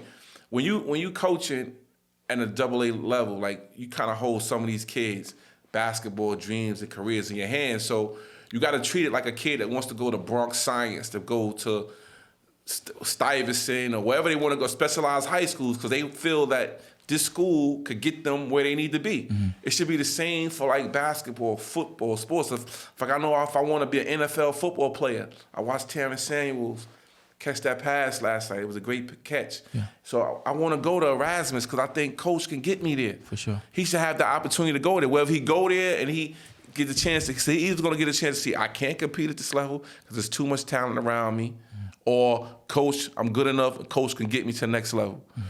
Kids should have the opportunity to do that same with sports, because sports plays a major role in society, and it's a lot of money and different avenues you could use this thing to travel down. So, but I understood that. But that part about it, I don't think a lot of coaches on the lower levels take this as serious. They're not at ISA on Saturday. They're not in their gym on Sundays. They're not putting that work in. They're only hitting that work on November 1st, and they're clocking out when the season's over. We never clock out. Right. So when you're in a double A, like myself, I can't speak for everybody else, but I know us, at our program, it's year-round. We never clock out. You never clock out. Whether we maybe get paid from November 1st to end of the season, that's good. We get 200, we get 218 hours. I do that 10 times fold. You know, like when I came in here, I'm taking care of basketball business, buses, and making things. So it's an endless job. But what do you say to the people that says just having that limited group of double A teams kind of creates a drain with the other schools. Like talented kids, those other schools don't even have a shot. What you mean they don't have a shot? Like all of the best kids in the city only want to play for 6 schools. You guys and the rest of the AA. But everybody can't play for us. But that's life. That's life. That's like saying, can every kid go to Brooklyn Tech? No. Can every kid go to what name? I don't know these heights. Every kid can't go there. So it's the same principle. You got to apply the same thing. Everything ain't for everybody. Mm-hmm. You know what I'm saying? I would love to be married to Beyonce, but I got to go home to my... Never mind. Don't get in trouble here. I'm just joking. But it seems now that they talked about realigning it, but now they're going back to the traditional AA, A, and B. What do you know about that? You got any inside information, big dog? I don't have anything. I haven't been to a meeting. I've been busy. But have you heard that? Have you seen the schedules that they're putting out? The schedule's out. Everything is back to normal. I seen it the other day. Yeah. I got a text. Kenny Pretlow. He's a Twitter guy. Like somebody posted, the schedules are up. Yeah. The schedules are up. So why do you think that happened? They talked about this big realignment only to go back to stay pat and do the traditional thing. I have, you know what? I have no clue why they did that, but I learned there's chiefs in the Indian. I'm an Indian, so I'm on the ground fighting with the truth. I don't know why they do what they do. That's a decision. If I had the job, if I was a director, I was a commissioner. Yeah. It's things I would do that they wouldn't like probably. But when you in a leadership role like that, you got to make decisions you feel that's best for the whole. I'm looking at it from my perspective. I'm not looking at it from everybody else's perspective. Yeah. So I was willing to try it. I thought this year it might have worked better for me because of my roster. I don't have a lot of kids. So either way, I'm gonna make it work, man. Like I'm not a complainer. Mm-hmm. I don't spend my time complaining, asking why. I figure out a way how to get it done. You know what I'm saying? So, that's their decision. If that's what they want to do it. Well, if I'd agree with it? No, but I didn't look at it. I didn't hear the reasons why they want to do it. So, I don't know. What did he say why he wanted to do it? He said we had the whole school. We have all of the kids wanting to play for 6 schools. And traditional powers like Robeson and even Wingate, like they're being boxed out. Or Transit Tech, who was a great team last year, they're being boxed out. They don't have a shot to go to the Barclays or the Garden like you guys. Well, I think for one, they should eliminate like the AA. See, they eliminate the AA going to the Garden. Why is our championships being played at the Garden, and the A, the B championships are not? Okay, that's a big problem too. Right? What should they do? They shouldn't do it. We all play at St. John's. Wherever the AA play, the A should play. Right. So right there, that's something that needs to be changed. You know what I'm saying? Because a kid want to play in the Garden, he got to go to AA. Yeah. That's a big factor too. Mm-hmm. A kid want to play in the Garden for a championship. So they could just move the single A championship to the Garden, play right before the AA. I think the Garden is kind of overrated. You know what I'm saying? Because, and I just say because I've been there, because the games are like 8, 9 in the morning. Yeah. They make you go through all this protocol to get there. It's anticlimactic. Once you get there, it's a big empty space. Yeah. Like have it on a Friday night, Saturday afternoon, where you can have a packed arena and give you that championship atmosphere. That's my opinion. But either way, you know what I'm saying, it doesn't matter. But I think anyway, every kid wants to go to Duke. Yeah. Every kid, that's just how life is, man. Gotcha. Everybody wants things that we can't have. Gotcha. You don't spend too much time complaining. I ain't complaining because ain't nobody gonna listen, man. They got their own problems. They sure not. I did do a video over a year ago. We were supposed to discuss it. I was rather critical of New York City basketball as a whole. I felt that we lacked leadership, and if there was any leadership, I thought it was weak. And this is based off of a situation where there was a big-time Division I coach who kind of called one of our kids lazy after the kid transferred from his program. And I'm like, New York needs to stand up and say something. It took us 20 years to build this kid's value. 20 years. The neighborhood, everybody but the AAU coaches. I think you're talking about the kid Kadari, right? Yeah. And Jim Boeheim, just because he woke up on that side of the bed and he was upset, said, this kid is lazy. He don't work hard. Slicing that young man's value in half. And I said, New York need to do something. Jim Boeheim needs to pay the price. But I understand what you say, because you felt that he shouldn't have publicly criticized that young man. And I felt like he felt comfortable doing it because New York we not unified, nobody's going to make him pay. Yeah, but you know what? He got two. It's hard to criticize him when he got two New Yorkers on his staff as associate head coach. New York guys. Who? He got Red Autry, who I grew up with playing Riverside with. He's associate head coach. You got Alan Griffin, who's on his staff. You know what I'm saying? So that's something that they should. Now I agree with the public. The public, he should apologize. He shouldn't attack that young man in public. But that's something, that conversation that could be had. Because we all coach kids. We know kids is lazy, and that's his opinion on the kid. I don't think he should have said it publicly. You know what I'm saying?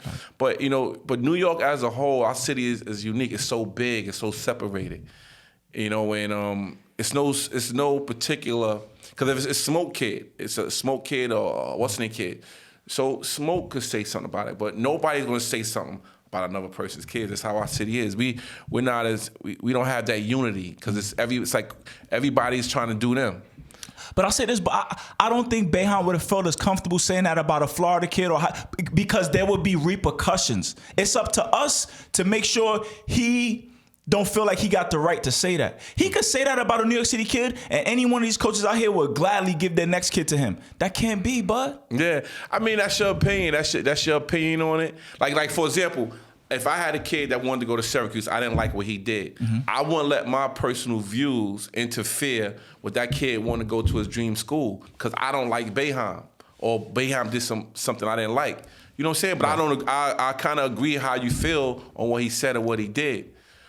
So but understand, it's not even a like thing, because when that kid goes on a draft board, they're gonna research his history, and they're gonna say who he played for. Oh, Jimmy Boeheim. Let's call him. What does Boeheim think of him? Like, he sliced that young man's value that it took us 20 years to build up. But this has severe consequences, Mr. Pollard. Yeah, but he's gonna say that. He's gonna say that regardless. Whether he says it publicly, he's gonna kill him. He's probably gonna say even worse about him behind the scene when the NBA guys do call him.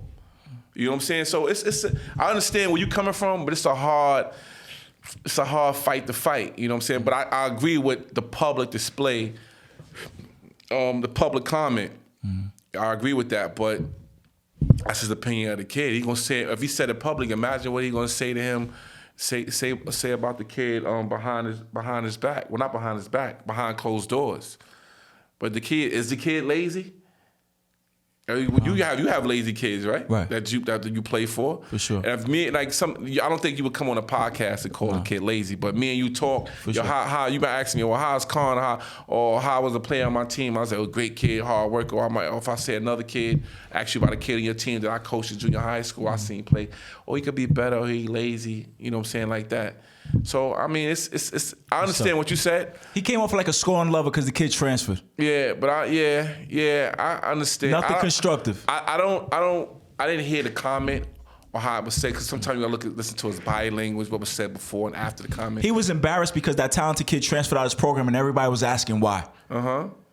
And to protect himself and his reputation, the kid didn't work out. Yeah. Real flippant. Yeah.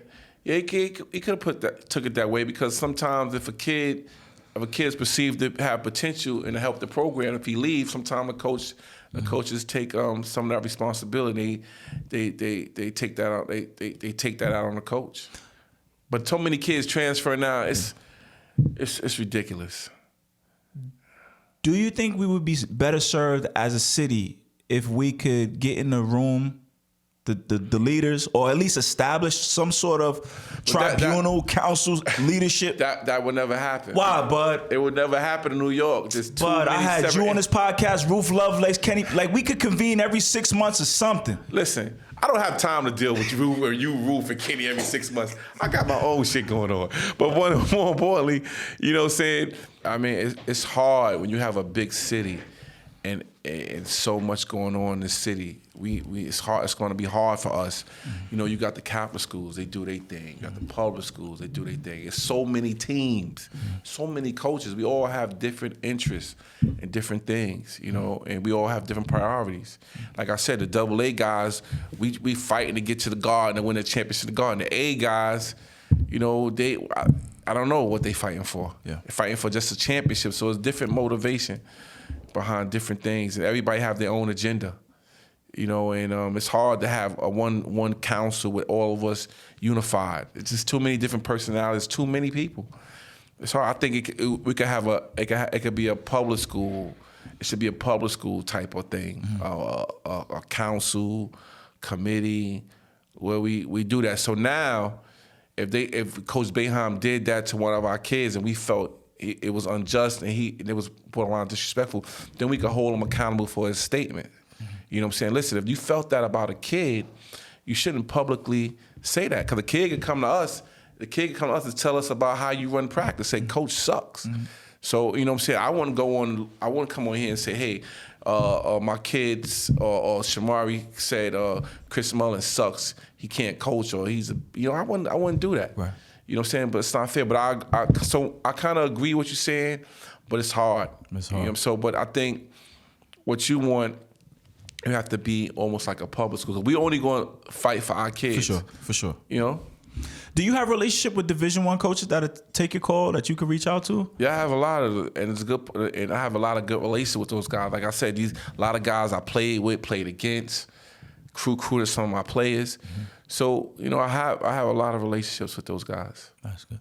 Who's the best PSAL player you coached against, not named Lance Stevenson? Oh man, there's so many. I can't even remember. Somebody that'll give you a headache. Give you a headache every time? Oh man, Darrell Lucky from Rogue. That's one of the first ones that came to mind. It's just so many players, man. I have so many players. I know we spent a lot of time talking about Shamari, but I had so many great players, man. Just a lot of good. So you can't remember them all. As the older you get, the more you get, the less you remember. But it's just a lot of players that gave me fits. I can't even think of none off the top of my head. Buddha that played with Lance gave me a fit because he'd make a shot. He'd knock down a shot. Little Buddha, yeah. Little Buddha, you know what I'm saying? I think he don't get enough credit.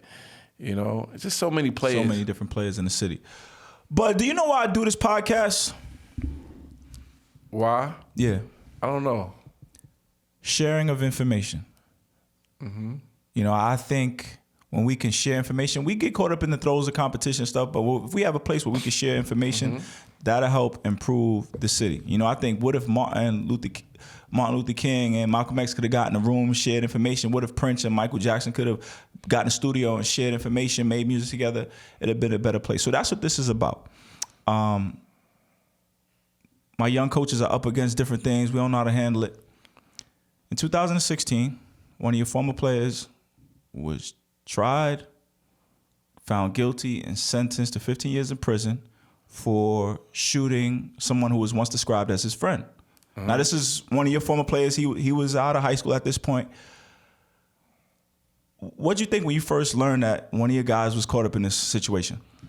Well, I heard. Yeah, when I found out about it, it was a little shocking, and I was, because knowing the kid, and picking a kid up, riding, kid lived down the corner. We ride to school every day. Just knowing a kid, such a good kid, and how could he get caught up in that? Like, the kid, they have a bad bone in his body, but when the kids leave you and they hanging around other people, other crowd, and getting into other things, they get influenced. So there was nothing in his time with you that would indicate like, yo, this could be in his future. Nicest kid, nicest kid. Do you second guess when you see something like that? Like, damn, go over your time with him, like, think, what is there anything that we could have done better or anything like that? No, just like when you get out of high school and you leave and there's no more Coach Buds, like, I'm not gonna be picking you up, dropping you off and certain things. Nobody's gonna really care. You gotta figure that things out. And I think the pressures in society that you have to, and plus to live it, you have to have money. People want to live a certain way. People want to live a certain way and certain lifestyles, and that costs. It's pressure to maintain that, to obtain that. Not only to maintain it, to obtain and maintain. That kind of rhymes, right? Yeah. So I mean, people got to do what they got to do, and sometimes, like, when you don't work hard, you end up working harder. So it's just tough. Like, I wish every kid I had could, you can keep them, felony free with a degree, but that's not the case. School is not for everybody. Have you talked to him at all since that situation went down? Yeah, like once or twice early on in the stages, I gave my opinions on what they should do. They decided to do what they wanted to do, and but when you do something, you got to pay the price. You got to pay the price, man. It's just hard. You never want to see your kids go through that, but unfortunately, it's life. Life, man. You got kids. We can all raise the kids. You can raise a kid in the same house, the same parents, same principles and values. You try to steal them, but some gonna go their way and test the waters elsewhere and try to do it their way. This is somebody that verbally committed to St. John's, as somebody who was supposed to go to Manhattan. How come he never made it to one of those campuses? He wanted to rap and do other stuff. Like, basketball, I thought it didn't come easy to him as it did when he was younger. When he was younger, he was a great player. It came easy to him naturally. But as you get older, so the competition that you dominated, they get older and better too. So if you're not getting better, a lot of times you're doing what? Getting worse. Getting worse. So it wasn't as easy. You got to put that work in, and then guess he wasn't motivated to put the work in like he should. And one of the biggest compliments I ever had a player, an opposite team player, give a player was to him. We was in Puerto Rico. We played in, I told you we played DeMatha and Quinn Cook, that's his name? Yes. Quinn Cook was on DeMatha, and we was all up in the room. He said, yo, man, I look up to you, man. Like, I'm like, wow. He said that to him. Quinn Cook said that to the kid? Uh-huh. He said that to him. He said, I look up to you. He said, I look up to you like you my idol. Like, because I guess during that AAU time, it's like, a kid, look like, for example, Antoine was telling me, it was a kid he interviewed from Creighton, and he asked him, when I say Antoine, I'm talking about Merchant. He works for Cleveland Cavs. He texted me this. Hold on, and who? Antoine Merchant. He runs Dean Street. Okay. He runs the Rose Classic and all that stuff. He was interviewing a kid from Creighton, and one of the questions, in the NBA combines, he asked him. He said, "Well, what player you ever played against made you realize, yo, I gotta step my game up?" He said, Shamari Pons. Wow. He texted me that. I thought I got a good smile about it. Who said that? One of the kids, I forgot the kid's name because, I'm not into all these kids, but he was interviewing a kid that went to Creighton that was in the NBA combines. He works for Cleveland. So one of the questions they ask you when you're in the interview is, what player you played against that made you realize you got to step your game up? He said, Shamari. So that's like a great compliment you play when an opponent pays you that respect. For sure. So when he paid Devontae that respect, I was like, wow. That's big. That's big because, when they, all these kids come up together, and they know each other nationally because they all these AAU tournaments. So, he idolized them because that team next was one of the best teams in the country back then when they was all middle schoolers. Yeah. And they was killing everybody. Mm-hmm. They was all talented kids. Mm-hmm. So they looked up to him. He was a problem when he was younger. But, hopefully, things work out for him and he come home, he'll figure it out. Mm-hmm. Mm-hmm. It's tough, bud. It's tough, and again, that's why I was excited to have you here because you guys have been through everything, not just on the court, off the court. You know what I'm saying? And this New York City, some of our kids is blooded, cousin. Like, how do we help them? And it seems like you just saying, do the right thing, stay the course. You can't save everybody. I don't think it's a New York City thing. I think it's a national world thing. I think social media exposes all our kids, them cell phones, to things that they wouldn't normally be exposed to.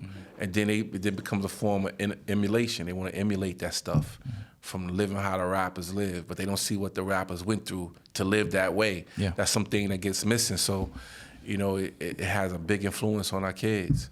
And it's times have changed, man. So I don't know how we can save everybody. We just gotta save the few and some that want to be saved. For sure. But it's hard saving them though. Some of them don't want that tough love. Yeah. But I think more so the in high school we had a tough job because sometimes we gotta undo 13, 14, 15 years of damage. Yes, sir. And I don't want to say damage. I want to say lack of principles, or not lack of, because there are principles and values and negativity. But we try to install ours in them, which is maybe a little different to what they're used to. But unfortunately, when they leave us, they go home and go back to some of that stuff. So it's hard to, a lot of your work you put in gets undone. in a matter of minutes and time. But just got to keep pushing, man, and keep planting seeds. Because a lot of things I say to my kids, they look at me like they don't understand it. Yeah. But that's my high school coach said a lot of things to me. And my coaches, I didn't get it until I started coaching. Now I understand. And some of I got after high school, but I'm still like, damn, that's what coaching meant. So I got it 20, 30 years later. So hopefully, but my relationship with these kids is a little different than my high school coach and college coach. You know what I'm saying? Because we like a lot of the same things. You know, my college coach didn't like a lot of stuff that I like. He didn't like anything I like. He was an old white man. Yeah. My high school coach, he didn't like, I never rode in his car.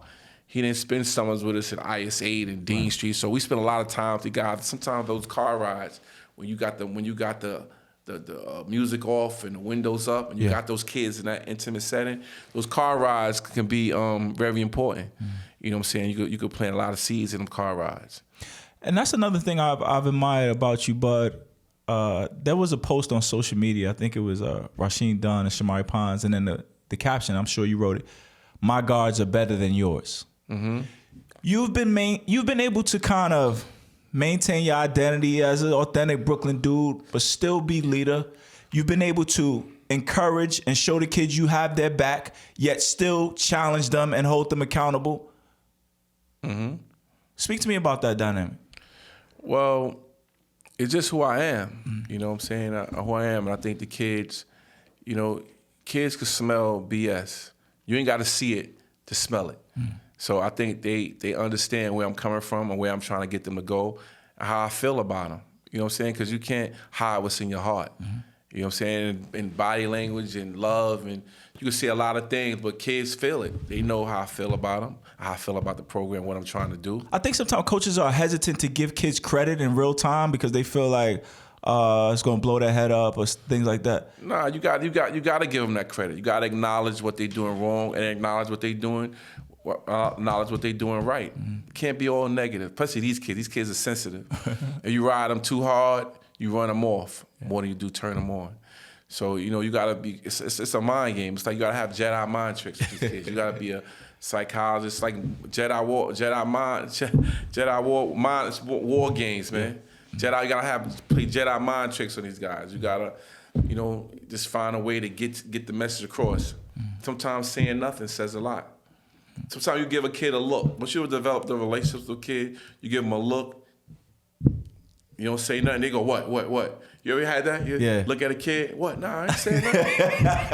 I ain't saying nothing. Why you looking at me like that? Nothing. I'm not saying nothing. Yeah. You know what I'm saying? I'm not going to say nothing because it doesn't matter. Yeah. Then when you hit them with that, they want to know what's up. Yeah. You know, so it's, I'm learning a lot, and I never stop learning, you know what I'm saying? So, and I learn more now than before that you got to coach teams more individually, you know what I'm saying, than you do holistically. You know what I'm saying? Yeah. Because every kid you gotta coach different. And then right now trying to get those kids to understand, hey, I might yell at him, you know what I'm saying, to push his button, but I'm gonna give you the silent treatment. You know what I'm saying? So it's different things. Different things. Yeah, different things. But you don't really dibble and dabble in the AAU circuit personally. Is that fair? I did at one time. I was doing a thing with Juice and Tiny. Yeah. You know what I'm saying? But it's just too much. I got too much going on. I'll say this. The coaches that do it, are you fearful of them having an advantage over you?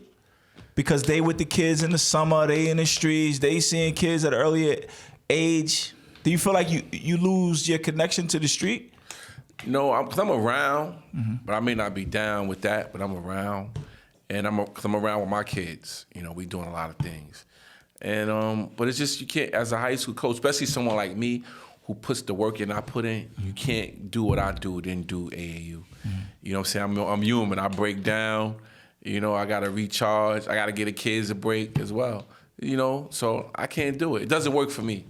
Doesn't work for me, but cause I really never stopped doing high school stuff with my guys all year round. Because after the season, you got to monitor them socially, academically, you know, check in with them in the program. Because it's not just the kids I got on the varsity, the kids in the program. Because most of the kids, I still got them as teachers. I mean, I'm still a teacher, most of them. Right.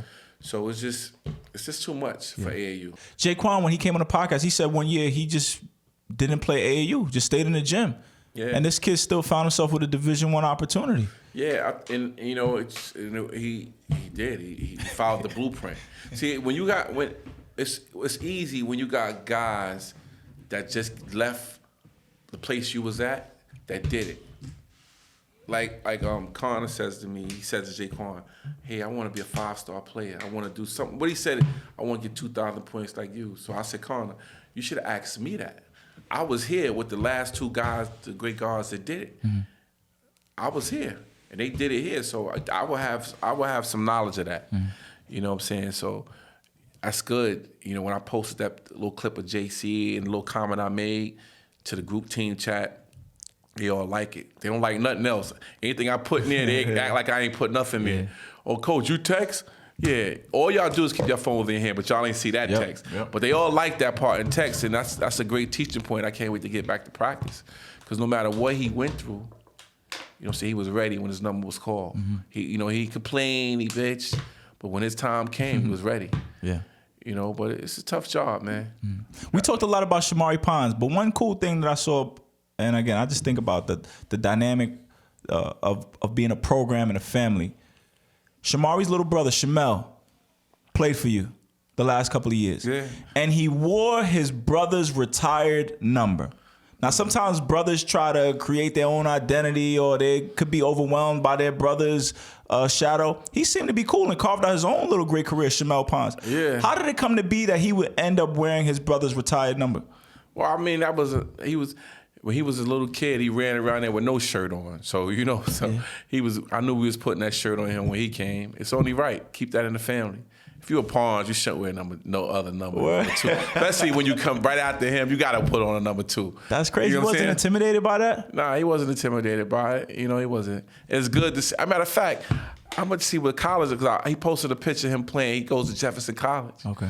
So I think they had a game the other day. It was great to see him playing college ball at Jefferson College. You know, so I meant to see what number he had on. I got to check that. You know, if he don't have 2 on, he got to change that. But you might wear 11, because Shamari was at the point he wanted to wear 11, then 2. I don't know how he settled with 2, mm-hmm. but I think that's what they wear in their family. I think the older brother Doodles that was at Lockley, and I think he wore 11. Mm-hmm. Mm-hmm. You know. Last year, Bud, you were 6-8. You won a city championship. You won a state championship. You putting kids in college. You had a kid in the NBA. How would you describe where your program is right now? I think we right there. We right there. We got a shot. Every year we got a shot. Last year we had a shot, but the 6-8 record didn't reflect how good our team was because of an incident that happened at Boys and Girls. We had to forfeit 3 games. Mm-hmm. You know, but hopefully with the leadership that we have in place now, that will never happen to myself or another team. I never understood this, and I'm not gonna question it. I'm gonna move on. They gave us 3 games for a brawl, and nobody ever threw a punch. Mm. So I don't know how could we have a brawl and nobody threw a punch, but I guess this is a new day and new time. Mm-hmm. So we got 3 games for that. The game we won, which was the game at Boys and Girls, we won that game. And then we lost the 2 games after that. So we ended up getting 3 losses. So instead of being like 9-6 or 9-5, we ended up being 8-6. Mm-hmm. You know, so that kind of killed our season. Mm-hmm. That kind of killed our season. Our momentum, our energy, nothing was the same after that. We never recovered from that. And we had that playoff game. You know, it's that one hump game. We'd have got over that game. I think we would have got rolling a little bit, but we couldn't get over that hump. How has the job changed for you now that you've won a championship? I mean, it's championship. Once you win, not since I won it, since I started making these regular trips to the championship, to the finals, it's almost expected, and anything less, as they say, it's uncivilized. Mm-hmm. Or, you know what I'm saying? But that's our goal every year, is to get there to win it. Mm-hmm. You know, in the last 10 years, I want to say we've been there 7 times, 6 or 7 times. So we assume, the people assume that we're gonna get there.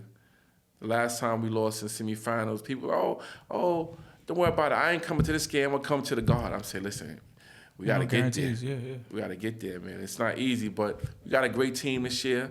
Guys love each other. The guys are practicing hard. We got a shot, and our JV's looking good. The kids are working, so the future looks bright the next few years. The future looks bright. Well, Coach Bud, man, we appreciate you being here. Thanks, man. Really had a lot of fun, man. Your energy is second to none, man.